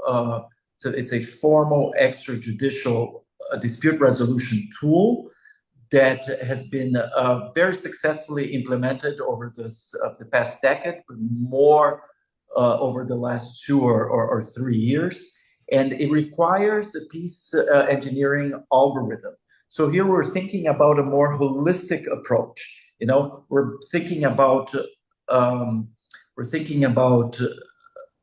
not only the project at hand, but we think about circularity, like circular economies, about everything that evolves from where the minerals come from, where do the materials come from, what are the working conditions for those involved, what are the maintenance steps to keep that project over the next few decades or centuries, and so there's a holistic, also cultural, social, economic approach that facilitates the implementation of the project and avoids conflict. And that also abides by the ESG criteria I had been talking about. Some examples that will be very relevant in the near future, that we have some of our some of my students dealing with this right now. For instance, 6G telecommunications. 6G telecommunications will be very different from 5G telecommunications as we know them today. 6G telecommunications will entail telemedicine, which will also make medicine more readily available for lots of people who live in non-urban areas. Autonomous driving.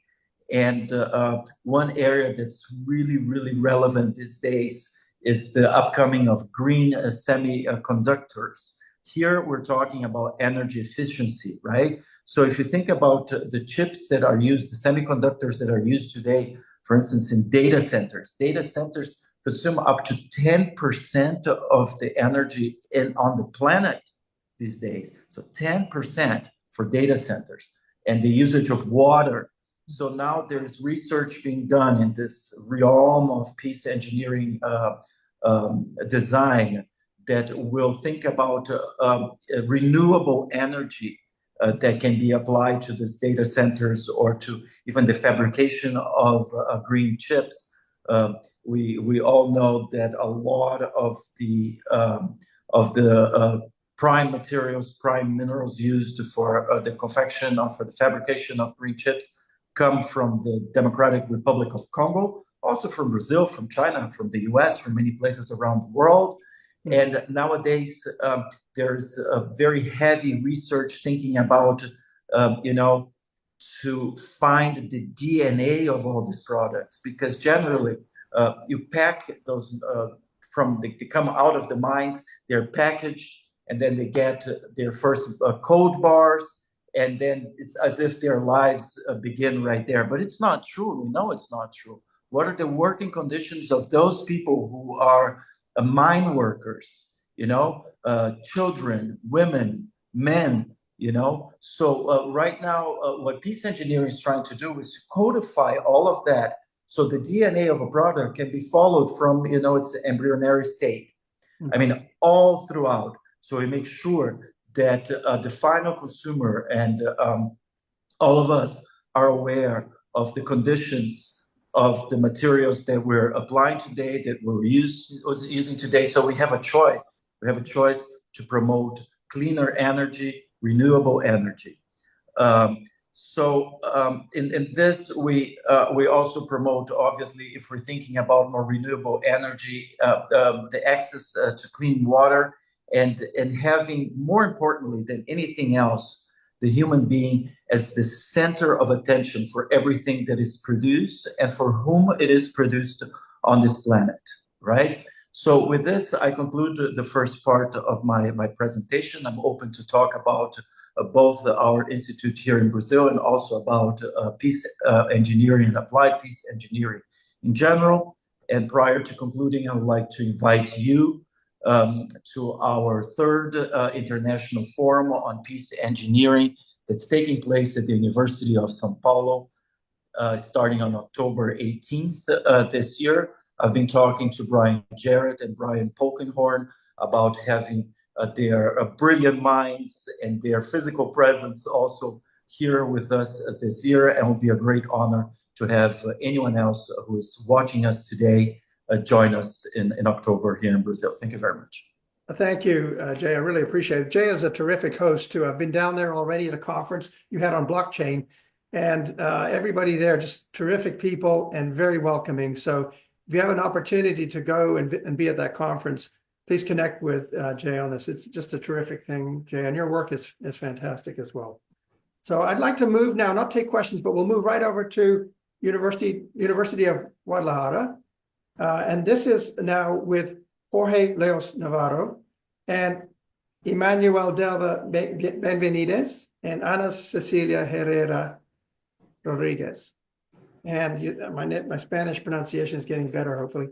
But I wanted to make sure that we now have an opportunity to listen to Jorge and what his work and the work of the team at Universidad de Guadalajara, where they are really making a great efforts to build a conflict resolution peace building program. And they welcome interactions with others as well. And they're really a bright light there in Mexico doing this work. And so we want to welcome them to the conference, and Ana will do translation if any is needed. And Jorge will be the main speaker. Jorge, I know you have a set of slides. Did we have those ready, Anissa, for them to be available? If you need... No, you're saying that Jorge will be sharing. So Jorge, you're more than welcome to share your screen when you're ready. So you can share screen, Jorge. Yeah, right now. And you are doing it great, Brian, in Spanish. Oh, thank you. Gracias, señor. Awesome. Trato de hacer mi mejor. Okay, thank you. Okay.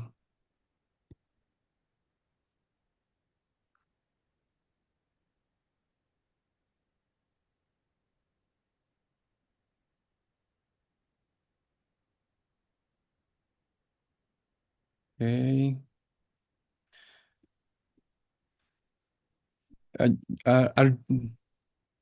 We can We're see. seeing your slide. Yeah, we can see. title.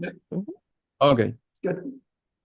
Okay. I'm going to talk about my experience using the peace engineering appliance specifically in the conflict resolution program. First of all,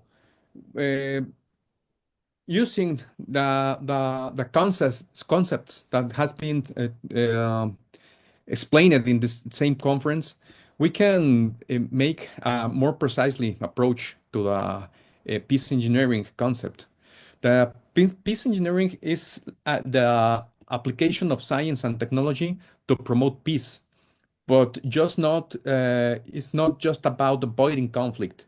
It's about designing systems, process, environments that make peace more sustainable and more just. It's about prevention, not just reaction. And it involves a systemic change, not just legal outcomes. In the perspective of the international environment, we have big difference between the countries and the societies. Mainly, this is consequence of the development, the technological development and the economic development of each country. For example, in the USA, the peace engineering is often linked with work in conflict zones, technology for humanitarian aid, or ethics in the artificial intelligence. Meanwhile, in Mexico, and I think that almost in all Latin America, the peace engineering is about creating systems that reach underserved communities, reduce violence, and strengthen trust in institutions. We have a common thread.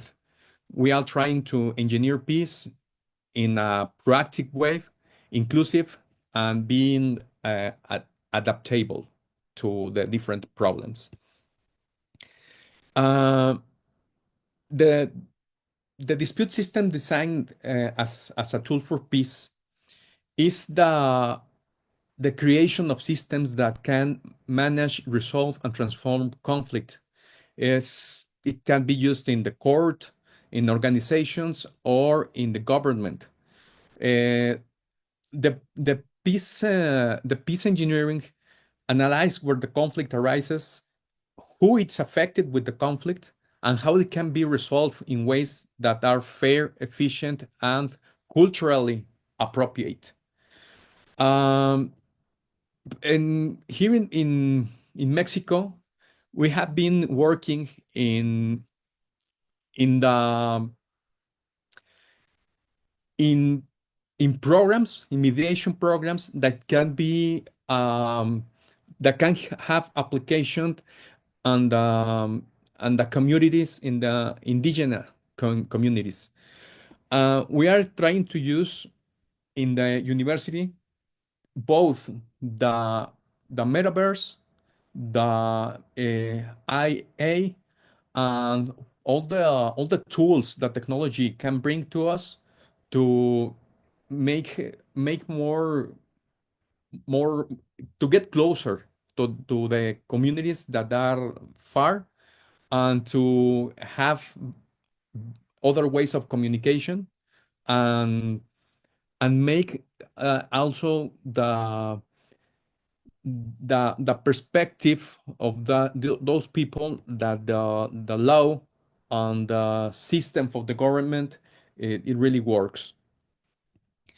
Um, the metaverse, the professor Emmanuel Delva is our professor in uh, his his su materia, Ana, ¿cómo lo diríamos? His course, like the class he teaches. The class that he teaches is ADR in the technological with technological tools. Is ADR with technological tools. We are using like simulation of processes of mediation in the metaverse, using the artificial intelligence to make diagnosis of problems, to make, for example, we're using the artificial intelligence in the calculate the cost and the time that takes a process, a legal process, and ¿cómo sería? Compararlo, enfrentarlo. To Sería compare, to confront. confront with the process in the ADR. And so this with this tool, we can have a comparative between the traditional justice and the alternative justice. This is not going so deep in the in take decisions or in influence that directly to the people who is in the conflict. It's just like bring some data that can help them to make the decision by their own. We have at least 3 or 4 years, I think, Brian, working with the California State University, Dominguez Hills, thinking in a Mexico USA collaboration in the perspective on the themes that have the with the TMEC the TMEC agreement, all the things that have to that influence with communities, migration, and the use of technology in the dispute resolution methods. we think that this sign that the politics is in constant change. It's a great opportunity also to still working and solutions that depends principle of the individuals and not in the governments, like it's the ADR. Finally, we are still looking to the future. We are trying to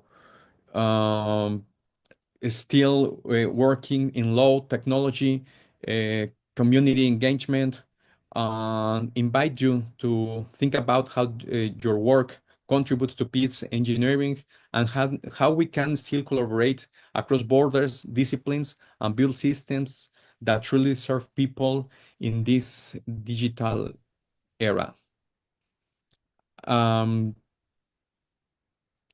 That's all. I just want to thank you again for the opportunity to share with all of you. Here are great people with great visions, amazing experience, and it's always a great experience be here with you. Thank you very much. Thank you, Jorge. And thank you, Ana, also, and Emmanuel. That team is doing terrific work in terms of actually simulating online mediation, like in the metaverse. Like I was there. We did some practices, and there Delva was basically showing us how you could be inside the room in the metaverse, and it's quite amazing. The technology is just amazing. It's going leaps and bounds. So we need to address it, even if we don't like AI online technology. We still have to address it, and so this is what this team is courageously doing. So that's why we want to support you, Jorge, and your work. And as I say, you're doing terrific work. And I want to just also make a little space here for our team, our AI team. That's John Swarbrick, and also Robert in Alaska. Robert Whipple, if you would want to chime in at all on these issues, the AI end, because I know you're both really doing lots of great work, and so it's an opportunity here. And Gerald Papica also, I know you're also interested. So anybody else there wants to chime in? Greg, for example, this is probably a good opportunity. And then we'll move on to work with Quaker coming up next. Last on our speaker, Quaker. Okay. Anybody want to chime in here quickly?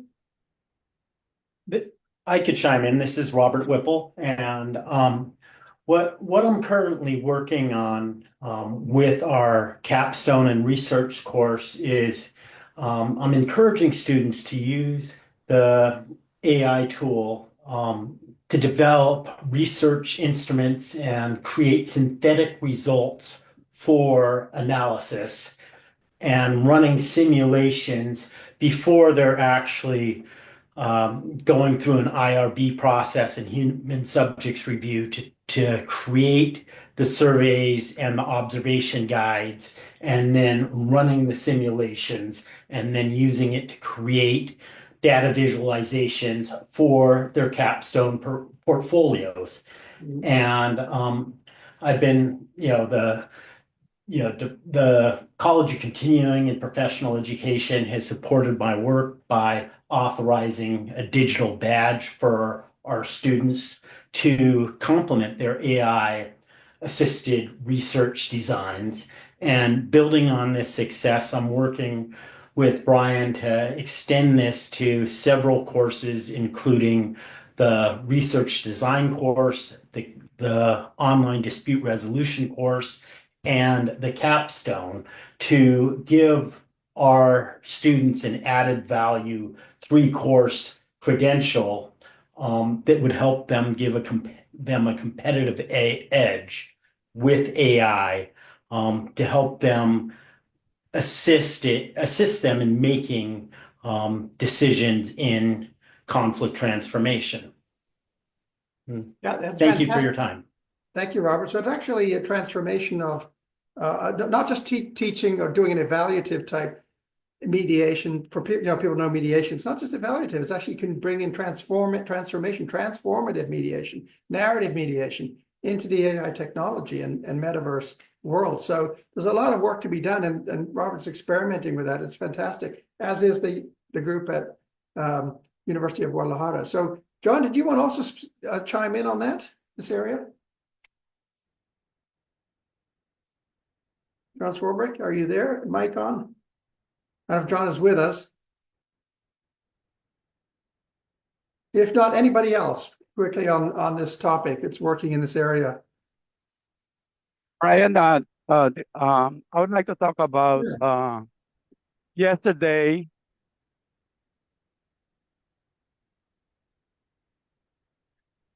Go ahead, we've got you.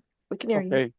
Okay. Yesterday, a call for proposal was released by CSUDH, and it asked for AI teaching as AI integrated learning that can be applied in CSUDH in the courses, embedded in the courses. It is a project for 1 year. It starts in this June, and then the final phase of that project will be June of next year. So what I did is I spent a whole night making the call for proposal, and the project title that I was proposing is AI Teaching Assistant for Graduate Level Critical Thinking and Analysis Courses. Right. Yeah. Let me just read to you the short abstract. This proposal introduces an AI teaching assistant, AITA, to support graduate level critical thinking and analytical reasoning courses through dynamic AI enhanced learning experiences. The AITA will simulate Socratic questioning, deliver real-time feedback, and facilitate peer engagement on digital platforms. By embedding AI into course design, the project deepens student learning, forces interdisciplinary inquiry, and prepares students for the ethical complexities of AI-driven research and professional environment. A central focus is the integration of digital ethics. Students will engage with reflected modules that critically examine AI societal impact, limitations, and potential biases. Faculty will be trained to ensure responsible, transparent AI use, and long-term pedagogical sustainability. This initiative offers a replicable and ethically grounded model for meaningful AI integration in graduate education. When I read that proposal, it really got me excited, and I think it's a good opportunity for LCRP, our program, to start this AI-driven trend. Thank you, Gerald. I appreciate it. Gerald's also, by the way, has been in Tennessee for 30 years, almost. I think it's 30 years, right, Gerald? So, Yes, hey, if you want to know government ombudsman. Government ombudsman, if you want to know anything about ombuds work, also, Gerald is the person to connect with. I think we'll move right along here to Quaker. We can have some questions at the end for everybody, including Reverend King and the whole group. So that'll be a chance to jump in. So save your questions. Right now, I'd like to introduce Kwaku Nwamu, who is, I think, I count among my personal friends and a very decent guy. I met Kwaku myself at Salisbury when I was with Brian and Kwaku in Salisbury University. And we had some really good conversations, and he was so welcoming there. Here I was, this Canadian guy coming down from Vancouver, and I always thank you for that, Kwaku. You were a really terrific guy, and just really just like a good human being. The way you just very welcoming and cut through all the crap and all of the the formalities of things, and you just would say things very straightforward. And I really enjoyed that. So, but I want to let you know, Kwaku is also, Dr. Nwamu is also a senior professional lecturer at the Peace, Human Rights, and Cultural Relations at American University in DC and District of Columbia. He's also senior fellow at the Center for Conflict Resolution at Salisbury University, and also senior associate in the Department of International Health at Johns Hopkins University, Bloomberg School of Public Health, Baltimore, Maryland. And does all kinds of consulting in West Africa and Ghana region and so forth. Kwaku, I know we've been trying to do this for 3 years. Welcome to the Cyber Conference, and good to see you, man. Yeah. Thanks for having me. I Yeah. have a few slides. If you Yeah. Can you go share through, them? yes, I can do that. Let's see. Thank you. Yeah, we can see them. Perfect. Thank you. Perfect. Brian, thanks for inviting me to this conference, and it's wonderful to meet everyone, including Brian Polkinghorne, who hired both of us and has been a mentor to both of us. It's wonderful to meet all you people doing all this wonderful work. I'm really excited to be a part of this.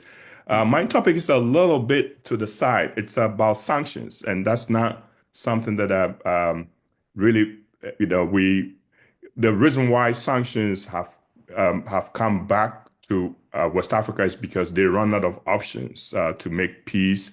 And when you have an organization, the organization I'm going to talk about, which is Economic Community of West African States, they have looked and looked and looked for ways to make peace in West Africa, and they run out of options, and sanctions always appear attractive. So I'm going to talk briefly about that. This is in connection to their efforts to build peace in the region by promoting good governance and democracy. And so in 2000, when the African Union was put together, transitioning from the OAU, democracy became one of the norms that they wanted to promote as part of their structural conflict prevention mechanism. And so all the regional economic communities followed suit, and many of them adopted protocols pushing for democracy and enforcing those protocols by banning and sanctioning regimes that come to power unconstitutionally. And so this was the test. And as you probably are aware, West Africa is going through a coup pandemic right now as the states in the region collapse and French hegemonic rule disappears, and rise of jihadism and generally, state failure and rising economic needs with a booming population. So all this stuff is coming together, and I'm going to talk about 3 cases where they've tried to use sanctions, and unfortunately, it didn't work. And then I'll talk briefly about my own research, which is about how secondary sanctions factor into the enforcement of primary sanctions, if there's time. If not, I can answer questions. But briefly, there's a structure of African sanction regimes. So they are built on others. So it starts with the individual state, and then the regional economic community, and then the African Union has its own tools, and then you have development partners coming in, and then you have the United Nations system. So sanctions are deployed within an environment of many different things. So the entire ecosystem kicks in. And unfortunately, in the West African case, they've not worked. I'll talk about why they didn't work in West Africa. The objectives are essentially to promote peaceful resolution of conflict by reversing coup d'etat and promoting good governance and addressing human rights problems, and then punishing, in some cases, members that don't pay their dues. You're supposed to be suspended, because what's the point of having an association if people are not going to pay their dues? The African Union's Constitutive Act itself provides these tools, and they are there, they're on the books. And if you have an organization and you have these things, you have to enforce them. Otherwise, you become a paper tiger. So that's the thing. There's a reason why they are enforcing them. And then each of the RECs, the regional economic communities, have their own protocols, essentially explicitly outlawing unconstitutional governance and punishing people that come to power by coup d'etat, because that's how a lot of the conflicts in the region have proliferated. So this is ECOWAS. It's a community of 15 countries, and there's the GDP combined is about 650 billion. About population is about 425 million. Median age is about 19. So it's a young population. States that are struggling with a booming population, and there's conflict all over the place. But they have a number of economic tools that should provide an incentive for members to behave in ways that keep them in good standing. And so there's quite a bit, because it's a big market, and when you're kicked out of that market, you suffer because you have to now try to solve problems on your own. And the countries in the region are very tiny, apart from a handful of countries, they can't solve problems on their own. So that becomes a huge problem. So, Nigeria is, of course, the giant in the region. It's a flawed giant, but it's still a giant. And then, of course, Ivory Coast, Ghana, and then Senegal. Senegal is stable, but recently they've had some problems. But Senegal is not as integrated in the sub-region as Nigeria and Ivory Coast and Ghana. So the sanctions have been used in a number of ways. And this is the ECOWAS protocol. So essentially, they have this stuff on the books where it's clear. If you're a member of ECOWAS, you know that if you come to power by illegal means, you'll be sanctioned. So it's all there in the protocol, and they've tried to use it in the past.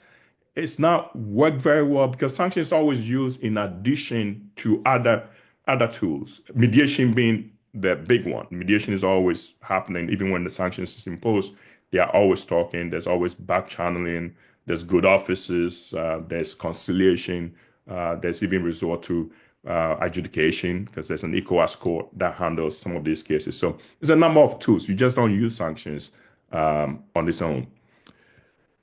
In the past, in recent past, it's worked in a couple of places, but it worked. So, for example, Gambia, the president lost an election. He refused to. First, he conceded, and he refused to leave office, and then sanctions were imposed. But in Gambia, it worked because there was a threat of Senegal sending troops in. So the sanctions plus a threat of military action that got Jammeh to leave. In Ivory Coast, the same deal happened, where the sanctions plus French military action, which then transitioned to United Nations enforcement action, forced Laurent Gbagbo to leave. And so, in the recent cases, show that you need something more than sanctions to make sanctions work. But I just want to talk about the recent use of sanctions and explain why they've not worked. So 3 cases in particular. Mali, where they had 2 coups in 9 months. Essentially, ECOWAS announced the sanctions, but they were doing mediation at the same time. The government, the junta, announced a 5-year extension, because usually the mediation is, we need you to agree to hold elections right away. And sometimes they say yes, and then they waffle, and then they go back. So once there's a suspension, there's an immediate suspension that kicks in the moment a coup occurs. And then the sanctions is imposed once the mediation goes sideways and the military regime shows that it intends to stay in power, which is what's happening right now in Mali. So that sanctions was imposed. You have the next case that I want to talk about is Niger. So Niger is an interesting coup that happened 2023. And before Niger, I think, Burkina Faso before Niger. Niger is the most recent. Burkina Faso also had 2 coups in 2022. It kicked in, the sanctions kicked in, there's a suspension, there's a mediation.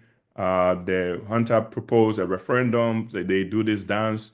They said we'll have a referendum December 2024, and then we'll hold elections later on. And then they announced that they are essentially extending the transitional period, which is the trick that the military always uses. And so then the sanctions never went away. Then, of course, Niger. So the Niger coup was an interesting coup. United States is in Niger, 2 drone bases in the northern part of Niger. And all these countries, as the regimes collapse, Russia is moving into these places as well. So that's another thing that's happening. Russia is replacing France as the hegemonic power in the Francophone zone in the Sahel. So that's also happening here. So ECOWAS imposes sanctions. There's a ban on commercial transactions. assets freeze. Nigeria, which shares a border with Nigeria, cuts electricity.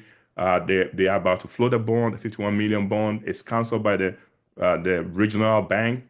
And then there's this accusation from the Nigerian government that Nigeria is working with France to essentially destabilize the country. But all of this stuff is so the sanctions are imposed, the mediation goes on, the military junta makes promises, but then clearly they don't intend to follow through. So they don't negotiate in good faith. And so ECOWAS is in a tough spot. What is the next thing that you take? And before they can even respond to that, the three countries essentially start colluding. They signed a mutual defense pact because there's a threat that there's going to be military action, as happened in Gambia and later on in Ivory Coast. So, but it's not going to happen because Nigeria, which is the hegemon in the region, cannot deploy troops because a bunch of northern Nigerian senators don't want that because they share border with Niger and their people come from both states and they don't want that type of trouble. So Nigeria is hobbled and cannot act. And so you have sanctions, but you cannot back the sanctions up with military action. Then they go ahead to form an association, a rival association to ECOWAS, Association of Alliance of Sahel States, was formed as a rival to ECOWAS. Then they announced that they want to leave ECOWAS. Now, ECOWAS was formed in 1975. Only one country has left ECOWAS, Mauritania, for different reasons, but they were not expelled. So this is the first time that these guys are beginning to threaten ECOWAS. So ECOWAS panics and then gives them an extension, a 6-month grace period after they announced the decision to leave. Then ECOWAS panics even more and then lifts the sanctions. And the moment you do that, all of your threats become non-credible. So ECOWAS lifts the sanctions as a way of trying to get them to modify the decision to leave. But that's not enough. And finally, January this year, they decide to leave anyway. So ECOWAS did all of this stuff and didn't get anything for it. All right. Then they turn around and they impose tariffs on the remaining ECOWAS countries. So and I have to say, these are some of the poorest countries in the world. They are landlocked. Burkina Faso and Niger are landlocked. They are at the bottom of World Development Index, all kinds of measurements. They have the worst Gini coefficient numbers. They have the worst GDP numbers, all of that stuff. And yet they essentially are taking on ECOWAS.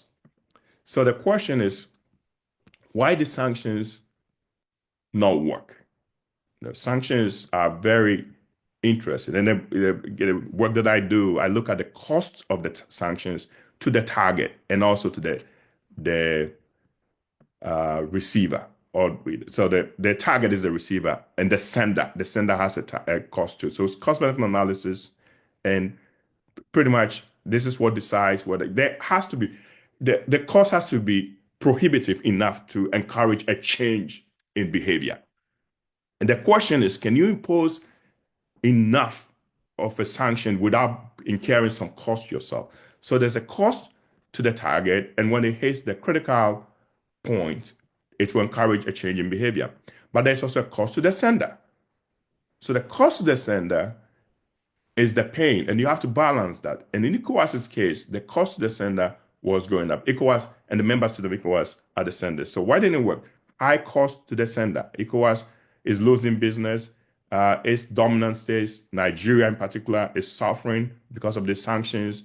And then, of course, there's cost to individual countries. Benin is losing access to markets.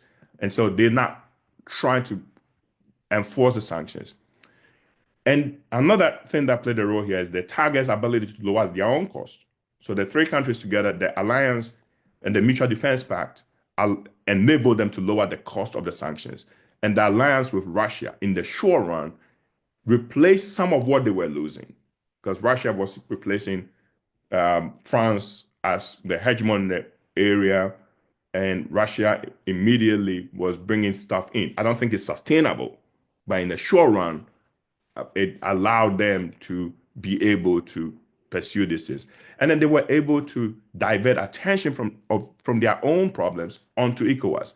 So they started blaming. So for example, when Nigeria cut off electricity to Niger, instead of people blaming the military junta, they started blaming ECOWAS for that. And so they were able to divert some of the cost back onto ECOWAS, and that gave them the ability to stick around. There are also structural factors that influence how sanctions were used in this area. So there's low intra-ECOWAS trade. If you don't trade with someone, it's very hard for you to sanction them because you really have no leverage. So because there's very, very low intra-ECOWAS trade, there was really nothing to cut. And there's high border permeability. So borders in West Africa are very, very permeable. And so you can't enforce the sanctions, because sanctions, you really have to be able to make sure that goods are not coming into each other's markets. And then there's a collapse of French hegemonic patronage system, which then made the ousted regimes unpopular because they were all clients of France. And so they had been in power all this while. There was poverty all over the place. And so if you come to power illegally, but you overthrew a discredited elite, the cost is manageable because it's not like they overthrew popular guys. They overthrew people that had been in power. They were puppets of the French system. Even in Niger, where President Bazoum was overthrown, he was seen as an American puppet. And so people didn't feel sorry for him. And then, of course, rising poverty and horizontal inequality in the region. People are just tired of waiting for democracies to deliver. In all the countries that hold elections, people are still poor. In the countries that don't hold elections, people are still poor. And so especially young people are tired of waiting, and they're willing to try anything. So these military coups are not unpopular. They are very popular in places where people are just tired of waiting for elites to deliver. And so it reduces a lot. Even in the democratic states, there's democratic backsliding now all over Africa, where people have been voting for 20, 30 years, and the economic standards haven't changed. So they're willing to give the military another shot, I guess. But the military cannot solve these problems either. And so that's where the real crisis comes in. I already talked about the low intra-regional trade. So that's the thing. If the trade is only 12%, so if people are not trading with you, you can't really sanction them. And 11 or 15 countries in the region export less than 30% of goods to one another. So it's very hard to enforce this stuff. And this is I have a number of chats here. I'll skip this.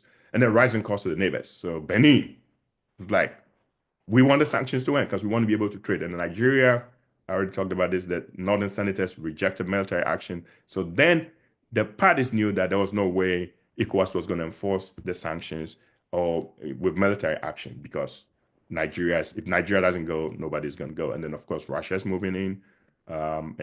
But have sanctions worked elsewhere? So in the literature, there's 34% success rate. It can work in some places, but again, that's even disputed. So there's on one hand, there's 34%. On the other hand, RAND says this is only 4% success. The question is, why is it hard to impose sanctions? It's very, very hard to target sanctions because it usually hits the wrong people. And then sanctions are expensive for the countries imposing them as well. And it can lead to patriotism, and it can actually backfire, as it did in Niger. Richard Haas, who used to be at Council on Foreign Relations, done extensive work on this stuff, and he has a whole bunch of reasons why sanctions don't work. Imposes a greater cost on the sender than the target, and it can lead to unintended, undesirable consequences. It can actually bolster authoritarian states, and it's easier to impose sanctions than to lift them once you put them in place, because ECOWAS walked away from the sanctions and it looked very weak doing so. And then, of course, in the long run, sanctions fatigue sets in. And then international compliance diminishes because people have to go on with their lives. And your business community will start calling you and saying, hey, leave the sanctions because we want to do business, especially when not everyone is on board. And so that even look at Russian sanctions. There are a lot of German companies still doing business in Russia. When Russia was sanctioned the first time for the Crimea thing, the United States, American companies lost contracts. A contract that Caterpillar lost went to a German company. So that's the thing. So when you're not on the same page, you're not going to be able to enforce the sanctions. So this briefly, I just want to talk briefly about my current research. Then we can do the question stuff. So what I've been studying is how because secondary sanctions help you enforce the primary sanctions. So when you impose sanctions, you have to be able to punish anyone who breaches the sanction. So that's how it works. If you don't have secondary sanctions, the primary sanctions will not work. And again, this is how sanctions work in terms of the model. As the cost of the sanctions to the sender goes up, it becomes harder to enforce the sanctions. So if it's going to cost you, you can see even with tariffs. Tariffs are a form of sanctions too. As the cost to the United States go up, it's harder to keep those tariffs in place. And here's how it works. So it's a simple stuff. As the cost of sanctions to the receiver goes up, the receiver's incentives to comply increases. You're more likely to comply if it's hurting you. But the secondary sanctions are important and they are rarely imposed. So if you have effective secondary sanctions, the effectiveness of the primary sanctions will increase. But the cost of the secondary sanction matters. So take United States, for example. United States couldn't enforce sanctions on Venezuela once Russia invaded Ukraine, and the United States had to stop buying oil from Russia because they had already imposed sanctions on Iran. And so the United States had to walk back the sanctions on Venezuela. It's very hard to impose new sanctions if the old sanctions are going to hurt you. Now, of course, alliance, I won't talk about it because it's not relevant, but sanctions can affect. United States, for example, needs to be able to impose sanctions on Germany if Germany continues to do business with Russia. Otherwise, the Russian sanctions will not work because it affects the alliance. It depends on whether the alliance is elastic or inelastic. Here's the thing. Here's my last slide now. I'll stop here. So the cost of current sanctions impacts the ability to enforce new sanctions. So if the current sanctions is really, really biting you, you're not going to be able to enforce new sanctions. And for ECOWAS, they didn't even think about secondary sanctions because they didn't get to that point. And so we didn't even have a chance to test the theory so I like the way they approach this stuff, which is to threaten the sanctions. Sanctions are more effective when they are threatened. They are not effective when they are imposed because once you impose them, then you are out of options. Then you have to follow up with something stronger. And you don't have anything stronger, you are exposed. And so they threatened the sanctions, they followed up with mediation, they didn't have sufficient incentives, and these three countries called their bluff. And now I think ECOWAS is probably going to fall apart because new nations are kind of trying to do business with these three countries that are out there. But let me quickly end with Jeremy Greenstock's great quote about sanctions. The reason why countries use sanctions is because there's nothing else between words and military action. So when something bad happens in the region, those are the two options. Just words, condemning, and military action. And you're not going to use military action if it makes the situation worse, right? And so military action is unpopular and it's ineffective in a modern legitimacy-oriented world, and then words don't work. And so you look for something in the middle, which is words with teeth, which is what sanctions are. But again, if you can enforce them, then essentially the joke is on you. And so as countries try to figure out a better way, in West Africa in particular, because there's so much turmoil in the region, they're trying to figure out a way to push back against this oncoming, they have a number of things. The states are collapsing, jihadism is spreading, France is moving out of the region. You have a population boom that's happening because we're going to have all these young people, all these young people moving from the interior into the peri-urban areas along the coast. There are no jobs there. So there's all this crisis coming. They're trying to find a way to manage problems to keep the states together.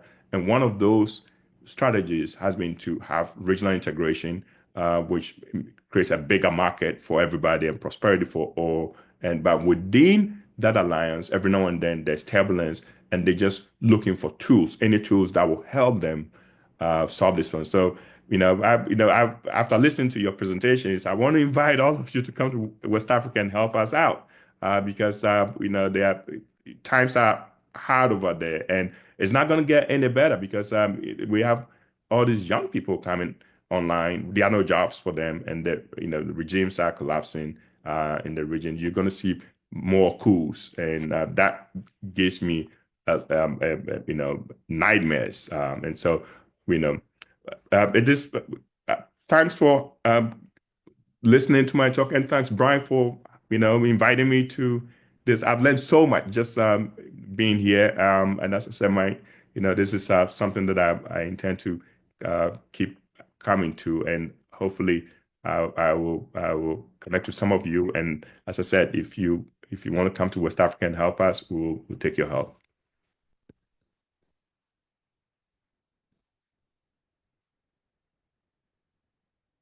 Thank you, Kwaku. And let's open questions to the whole group here in the last few minutes we have. And we're just 3 minutes and we're up to time, so a hard break. So anybody like to chime in or say something quickly? And now is your opportunity. Rapid fire.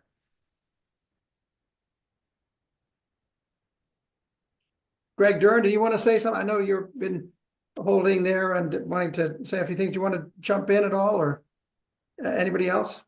Well, absolutely. Thank you, Brian, for always putting together just the most amazing conference. And thank you for everyone who attends the conference. And also a big thank you to all of our presenters who bring to us such a wealth of new findings, new understandings, and practices that are really important to what we do. This conference really helps to amplify our voices, and we're just so grateful to have this. I think one of the things that I took away from this was when we were talking about the engineering component, there are so many systems involved in that. And one of them that I think is important too, and this is something that Brian Polkinghorne addressed, and that is, coming from a place of needs. And then, and the reason why my ears open up to that is the work that my wife and I do is about human flourishing. And in order to not speak about that at a really high altitude level, it's really brought down to the surface when we talk about needs. And we focus on needs for people's autonomy, needs for feeling of competence, and needs for feeling connectedness. And so I see that as a part of the system in the engineering component.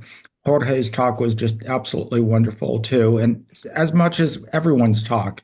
But I did want to let you know obviously we all come at this from our own lens and our own expertise. And so, and Brian, you come at this from the design systems. So you really are the leader of this, I think, globally. So thank you very much. Yeah, Greg Dern is at University of Miami, Ohio, just for connections wise. I'll help connect people after the conference. Any other comments or questions? Musa Ghazi from Iran, always good to see you. Brett Charlton, good to see you. Many people in here I recognize. I can't, there's too many to say hello to. It's always good to see you coming into the conference. And so if anybody else has a word or two, we're about to wrap up. So I want to make sure if you want to connect with speakers, I can connect you later. Comments or questions? Ranisha, you had your hand up earlier. Did you want to speak? I just want to thank Dr. Jared and the panel who spoke today, because as an NCRP undergrad, this information was very critical and vital, and it was very helpful. I mean, I am motivated, and I thank you guys. I just thank you. It's like words I can't even utter and put them into place. But this information from all different spectrums was definitely a gem. So thank you. Thank you, Renisha. Anybody else you want to chime in before we go quickly? Hey, Brian, I just want to say, Anissa put in the chat a link to the conference recording. So if people want to share, we encourage that. So just want to put that out there. Well, thank you very much, Renee. I appreciate that. And everybody here, thank you very much for attending at our call. Oh, Tina, you have a quick hand up? Go ahead. Tina, you're muted. Yes. Yes. Thank you all for the opportunity to be here. I wondered, what do you see as the future of AI? I've had opportunity to negotiate against AI in a program. I've been working with AI to integrate in mediation. I'm just wondering, in terms of ethical considerations, I find automation to be amazing, Yeah. but I do have, I think the challenge of transparency, governance continues to be not regulated enough. So far as students, how are you preparing students to integrate AI into daily practice? That's questions open to the group. Anybody would like to speak to that? And particularly Jorge's group at University of Guadalajara on the AI question. How to integrate and use AI and connect it with our practices. We have a hand up from Harlan Green. We have working principle in the with our students in the ethics matter, and the use and the ethical use of the AI principle. That they still looking at this like a tool and not something that can be it's something that can be used like a substitution for the human being. That's right. Yeah. It's like something principle. That's right. Yeah, very good. Very well said. Yeah. Harlan, you have a quick question. I think then we need to wrap it up because of our time. Yeah, Harlan? No question. Just wanted to say I participated the full conference. Thank you so much, Dr. Jarrett, for the invitation. Everyone, thank you so much for bringing enormous information and value to these past 2 hours. This has been an outstanding event, and I appreciate the opportunity to be here. Thank you. Thank you, Harlan. So with that, we will adjourn the meeting. We will meet again next year. Until we meet again, in lightning, thunder, or in rain, when the hurly-burly's done, when the battle's lost and won, then we shall meet again. Take care, folks. See you next year. Okay, ciao. Thank you, Brian. Okay. Thanks, Brian. Thank you. Thank you. Thank you very much, Brian. Thank you. Thank you, sir. Yes. Thank you. Thank you all. Thank you. Thank you. Take care. See you next year. Thank you.